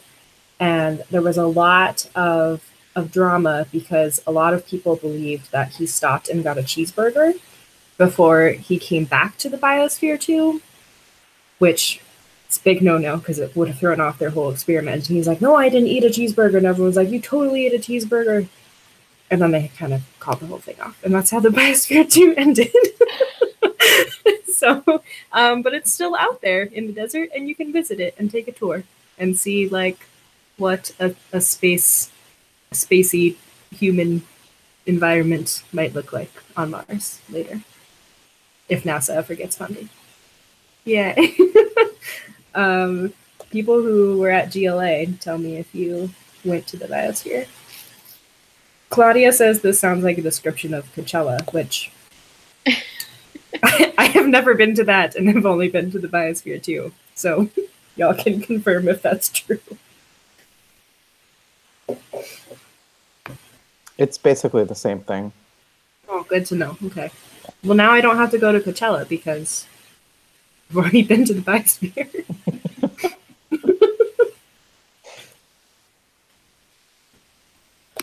How far are we? What's our next stretch goal? Should we establish like a midterm stretch goal? Because our next one is 30,000. I think that sounds right because I have midterm stretch goals for 2018. So let's just continue the trend. Well, let's say if we hit 28,000, Sam will be on the live stream somehow. Nice. Respectfully. In a respectful manner. 28,000. Okay, we can do that. We're at 27,861 for the Alps. So I believe that it is possible. I've seen them work bigger magic than that on a fundraiser live stream. Yes. In the last 30 minutes. I kind of wish Steph Anderson was here to play another song, NGL. It's too bad we don't have any Wizard Rockers around. I'm in a legal battle with the Whomping Willow. And I'm on hiatus. I'm really serious about this. People keep asking me. And yeah, we're just not on good terms anymore.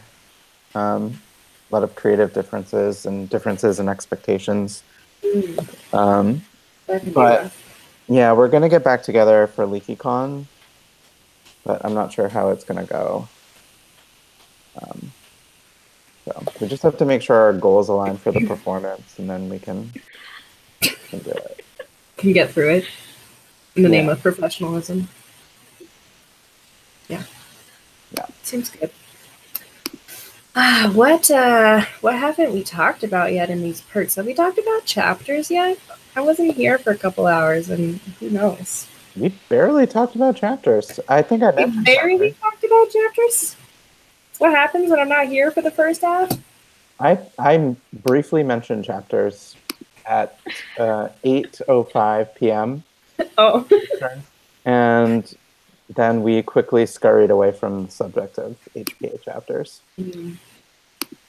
What is a chapter? What is a chapter, anyway? Well, chapters are a really important part of this campaign, actually, right here. Chapters are local groups of the Harry Potter Alliance, literally all around the world. 38 countries the last time I checked, but I do not exaggerate when I say that that changes daily. We could have a new country I don't know about yet. They are super rad, and they do a lot of really cool things. And during Accio Books, they generally collect the vast majority of the books that get donated, which is super cool. They also decorate really awesome boxes, which is my favorite part of chapters and Accio Books, because they come up with really cool designs for like what their collection boxes should look like. And then I beg them to send me pictures, and sometimes they do, and it makes me super happy. And then usually I spam everyone else on senior staff and send them the pictures of the boxes. It's like my favorite time of year. It's really great. Yeah, they like literally thousands and thousands of books chapters raised just like within the chapters program. So they do a lot of really awesome work for Accio Books. I'm just curious, how many of the folks on this call have actually been in a chapter or are currently in a chapter?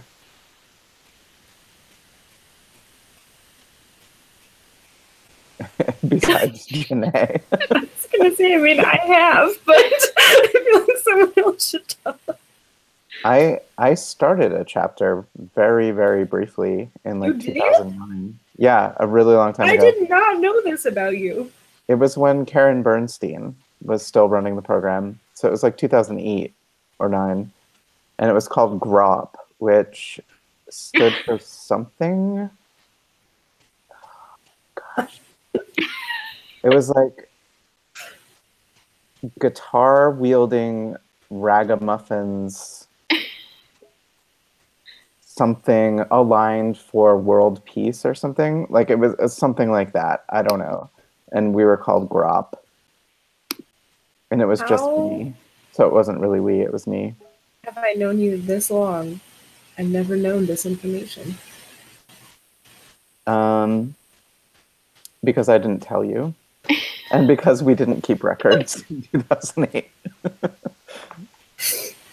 There's also a lot of chapters love in the chat, which is great. Hi, friends. I think it's mostly my volunteers. Hi, friends. Thanks for the love.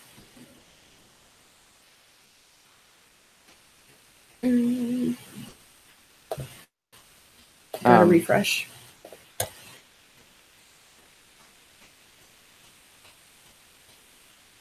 Yeah, we're in the last 25 minutes. So usually at this point in a live stream, it's descended into chaos.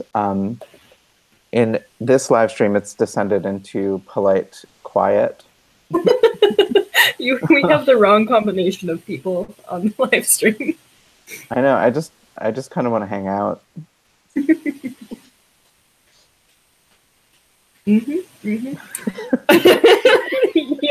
sounds great. Oh man, Katie's gonna be like, "Oh, I left too soon." Yikes. What else? So here's a good question. Thanks, Amber Ducharme. So what is everyone either currently eating or planning to eat for a snack as soon as snacks become an option? I'll answer that. That's important. Oh, those look so good. This is mine. Yeah, I'm definitely going. I have cookies. My partner brought me tea earlier and held up the cookies. And I was like, no, I can't have them right now. I'm ready for a chocolate chip cookie. It just sounds so good. Like a good midnight cookie snack that's going to just hit the spot. Everyone else is not going to eat, I guess. I was going to say probably ice cream. I made the discovery that I just moved to Florida like 4 months ago from Chicago. But I made the discovery that Florida has Bluebell ice cream in their grocery stores. And I pretty much freaked out because it's like the greatest ice cream on earth and you like can't get it in Chicago. And so I have a freezer full of Bluebell ice cream with my name on it. Nice. That sounds awesome. I really want ice cream, but then I just freeze. Like, I need some tea. It's so cold here. I'm dying. I'm so sorry.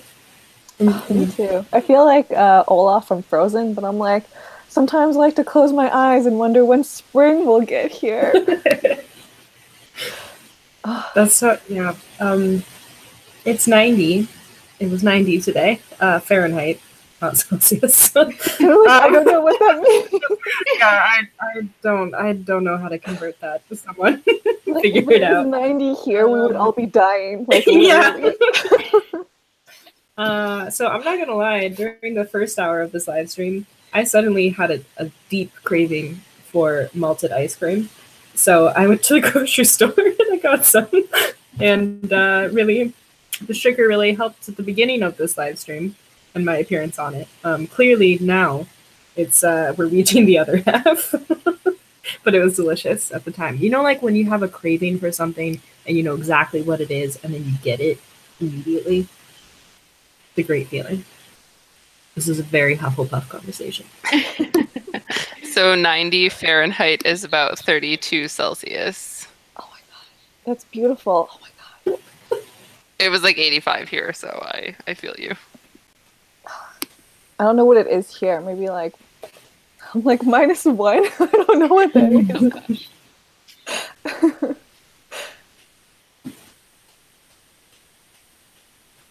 I see someone snacking on fruit snacks. Also, there's a lot of discussion I'm not following about people taking over each other's chapters. I'm officially going to pretend I just have no idea what's going on and just let that be. Fine. Someone asked, what are your favorite chapter names? Oh, man. It's a big question. I mean, I still like Grop, but...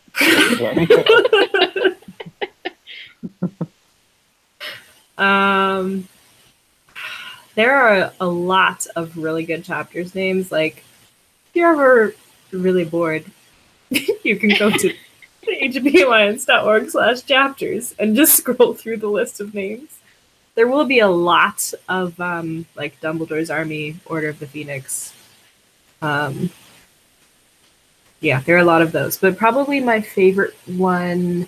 Well, I have two favorites. There's one that is the Diagon Alleys, which is super cool.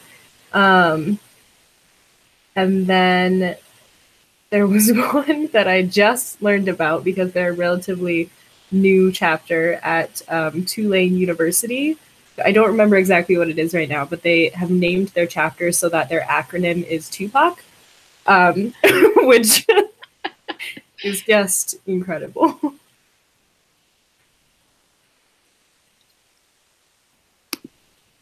I don't know if you all have favorite chapter names. I don't know if you are as deep into it as we are. I feel like I just know this because I helped prepare a Medium article for it, but I'm pretty sure it's Hedwig's Heroes. Is that? Yes, yeah. And I think I'm just a big fan of the chapter because they're like this group of elementary school students that are just doing so many cool things, and it's adorable. And I just love the name Hedwig's Heroes. They're super so cute. Yeah. My favorite thing about them is that, like, they do all the campaigns. Like, I don't want to belittle them, but be like, oh, they're so cute, because, like, they do really good campaigns. But also, they have little tiny HPA t-shirts. Like, they're so small. And every time I see a picture of them, it just makes my heart happy. They're so tiny. And I also found one of my cats. There's a cat! Yay! Aww. She came when it was hopeful for once. This is Sadie. You want to say hello? No? She doesn't want to. She's just going to say.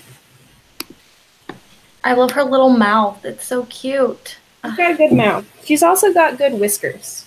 I don't know if you can see on camera, but they go out to like here. Yeah. Yeah. Which is appropriate because she's nice. Her body matches her whiskers. Very body positive in this household.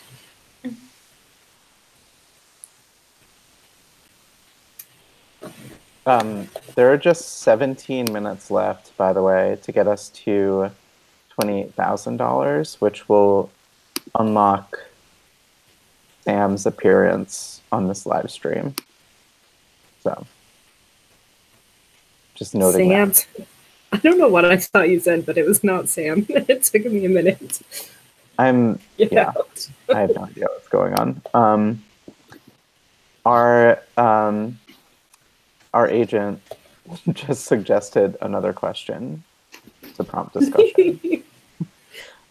What is the most important book of your childhood, and how old were you when you first read it? And it has to be other than Harry Potter. Sorry. I've got one for that. I know my answer right now. What? Go for it. I was the tender age of, I want to say 12, I don't know, 7th grade, whatever age you are in that time. And I picked up Parable of the Sower by Octavia Butler in my school library. And I read it, and it was very intense. And I feel like it changed the way I thought about, like, books, because it was so, like, I don't know. It was unlike anything I'd ever read.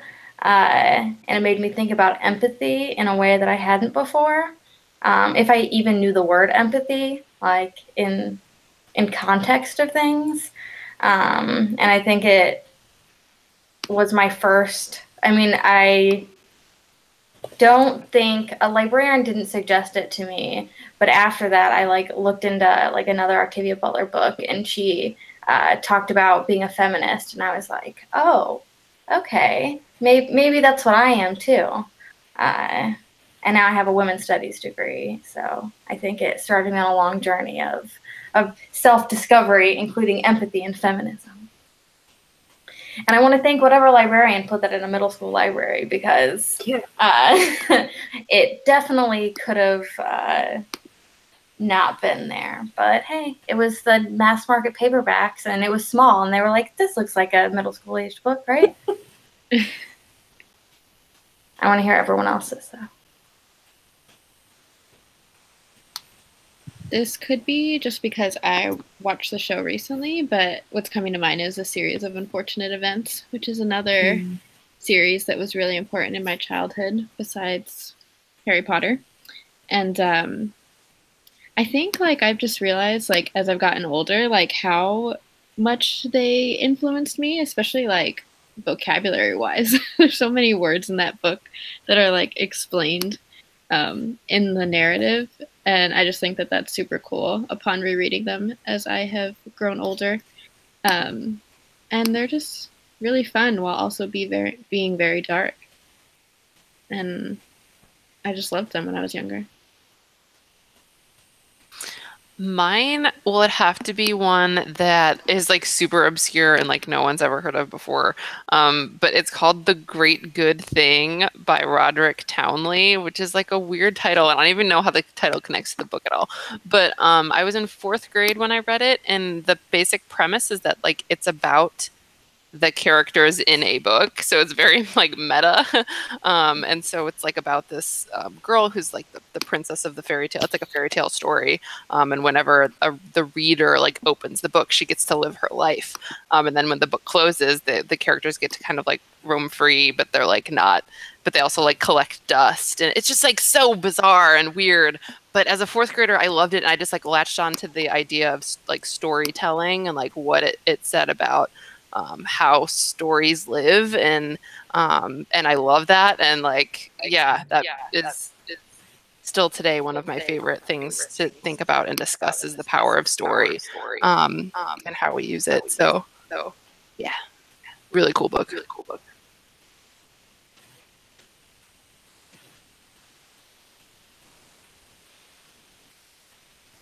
I was always like a math person growing up in my early childhood, and then leading up to middle school. And then the first book that really hooked me and got me into reading was A Wrinkle in Time.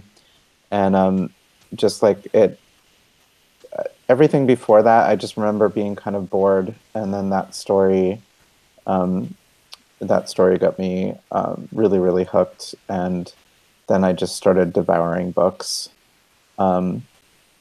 That was mine. Oh, I also really loved Wrinkle in Time, but I guess like the series would have been like His Dark Materials, but I think like the book would have been Amber Spyglass. It's the first book I ever read that actually made me like bawl. Like it was like in my room, like cried at the end. I'm like, no. Has anyone not read that? I'm like, can I reveal the ending? Spoilers? I think so. Please don't reveal the ending. Okay. It's on my TBR. Okay. Then okay. Then just enough said. Like if you read it, you understand what I'm talking about. Oh my god. I still have feels for that book, like to this day.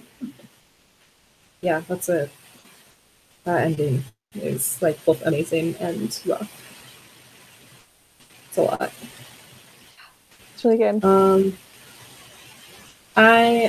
I mean, I feel like I talk about this series a lot on HPA live streams for an organization that is the HPA and not named after these books.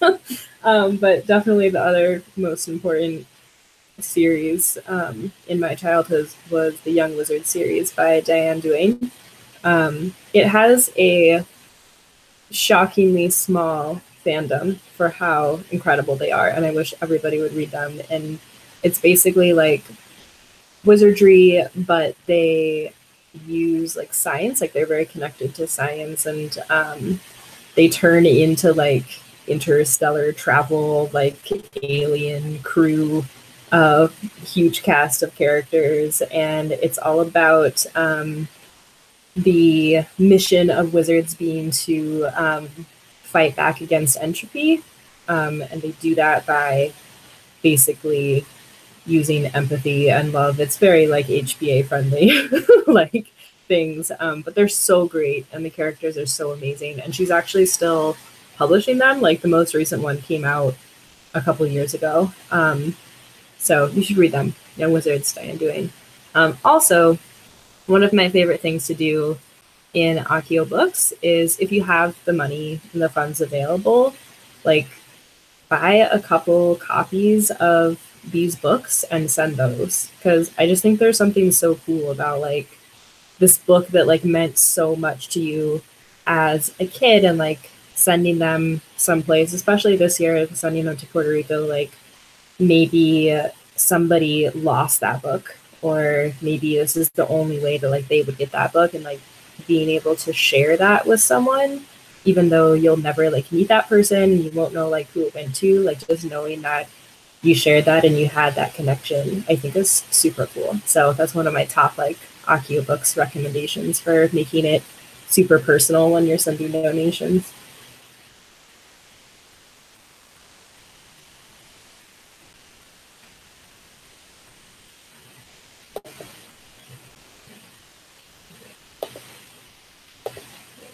I got a note from our assistant that she found that emotional, so I'm glad.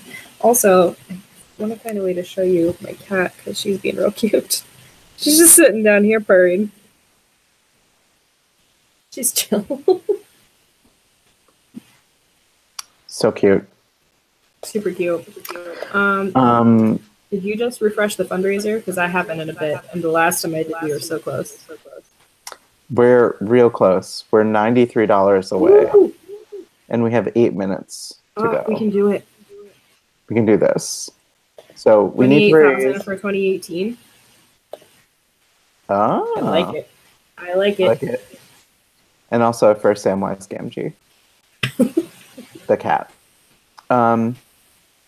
So I suppose we should use these last 8 minutes as a bit of a call to action. I would assume that everybody who is still watching this show is very aware of the various aspects of this fundraiser and campaign, because I'm pretty sure it's all HPA staff, which is amazing. Hello, staff. But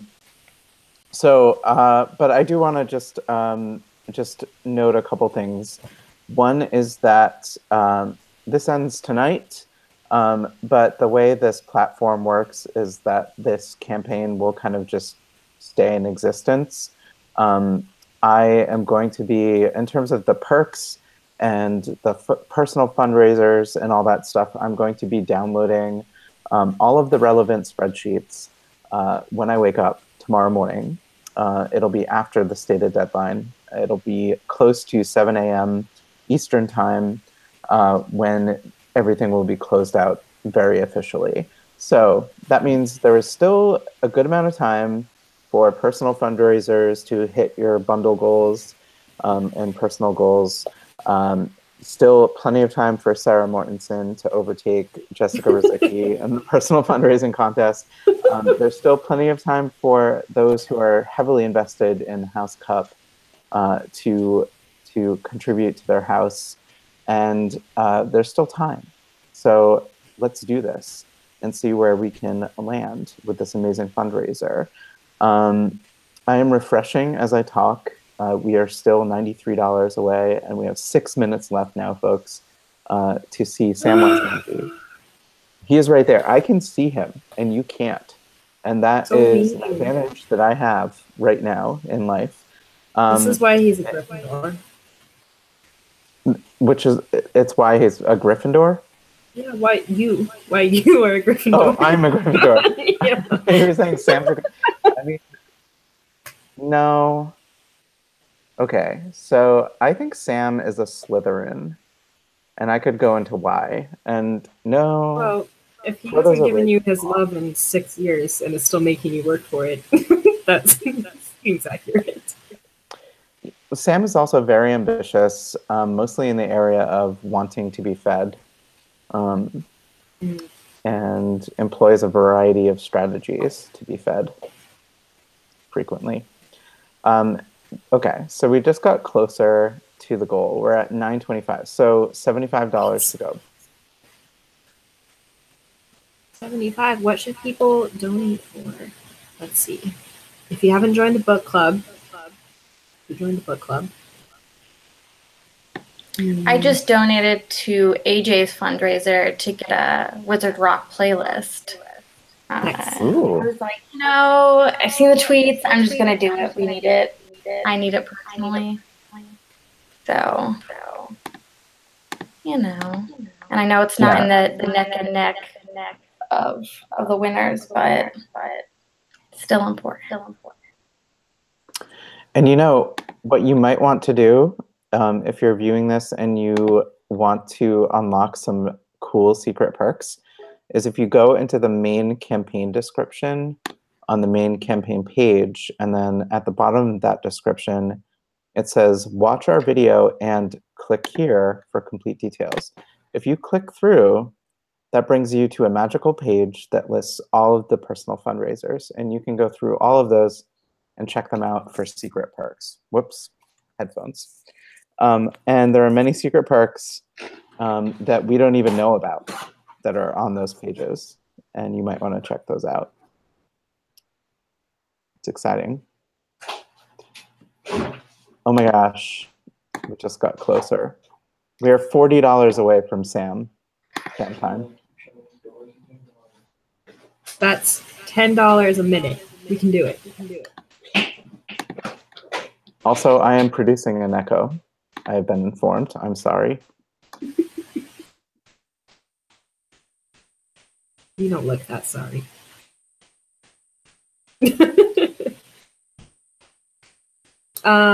Not to, you know, I swear this isn't just because of the competition, but I saw that Sarah, this is your first zine that you've made that you're giving away as a perk for your fundraiser, and as someone who only in the last like year or two has started getting into zines, I just saw it and was like, oh, that's so nice. Like, I'm so proud and it's so cool. So y'all should get Sarah's zine.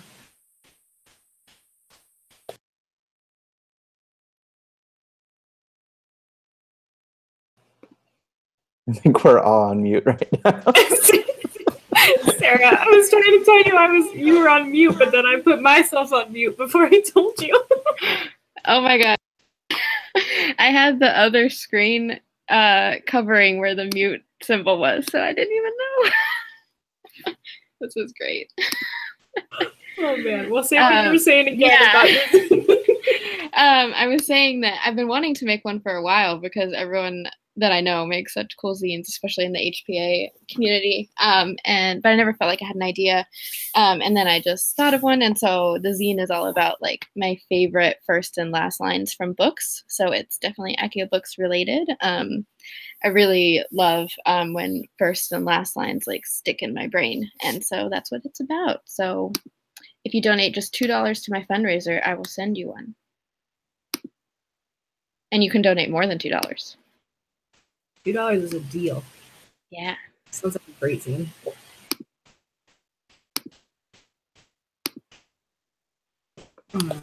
We have 2 minutes to go, and we're $30 away. Ah! Technically less than 2 minutes. It's like a minute and a half. Time's an illusion. $20. Oh my gosh. So close. Can we do it? Can we see Sam?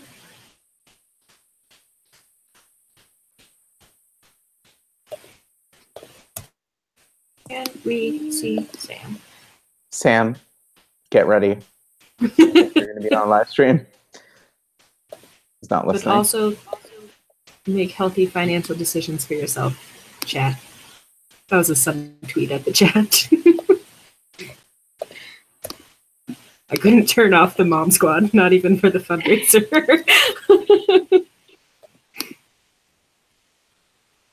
Let's see. God, this platform adds so much more like suspense every time I refresh, and it has to like do its little counting up thing. Like, is it gonna get there? It's a net.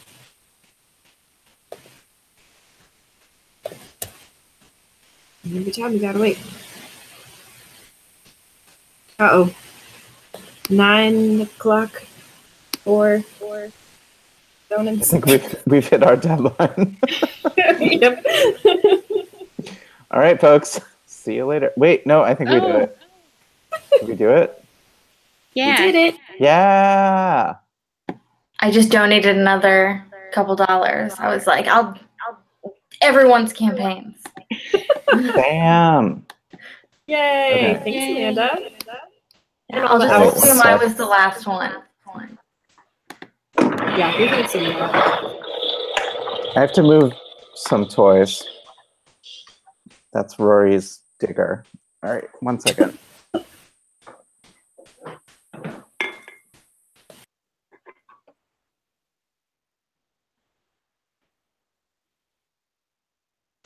Happening.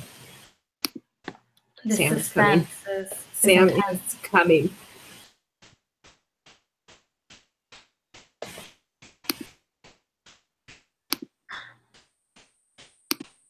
Oh Sam! my goodness. You move it slightly so we can see Sam's face. Yeah. Aww. That's Sam. He is like a cloud. Hey, buddy. Alex, you should say in the chat if Sam was worth it. I believe he was. Say hi to the internet, buddy. How you doing?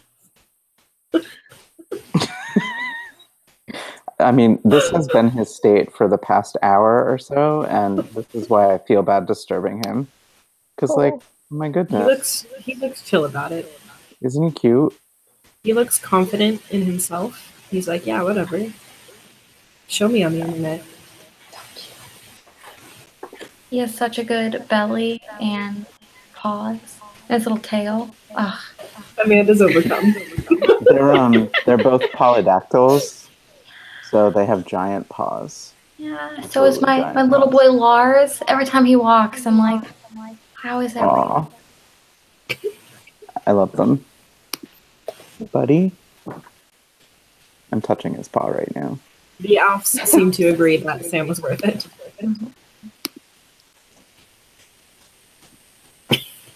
Yeah, so I guess really I shouldn't have been hesitant because he is so happy right now. Wow, he's really putting on the show.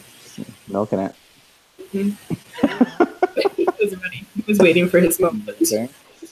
Amazing. Mm-hmm. Quite a belly. I'm just.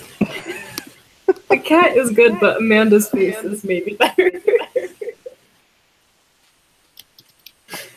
Oh, I love boy. cats, you know? It's who I am. Well, hey. All right. Well, congrats, everyone. And Congrats. Sam, Yay. you're beautiful. Okay, 1 second. I'm going to go back to my spot. Bye, Sam. Hey, thanks for hanging out with us, Alps. Thanks for pushing it the last few hours. Yeah. Not only hit our goal, we went over our goal. Bodes well for midterms, I think. If our midterm stretch goal went well, I believe other midterm stretch goals can too.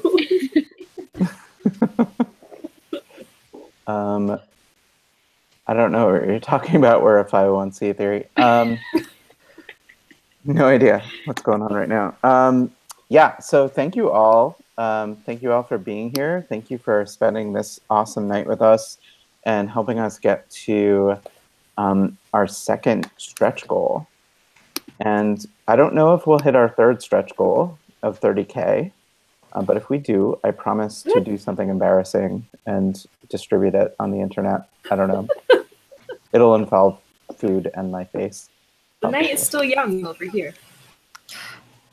It's true. We'll Could see. happen. We'll see.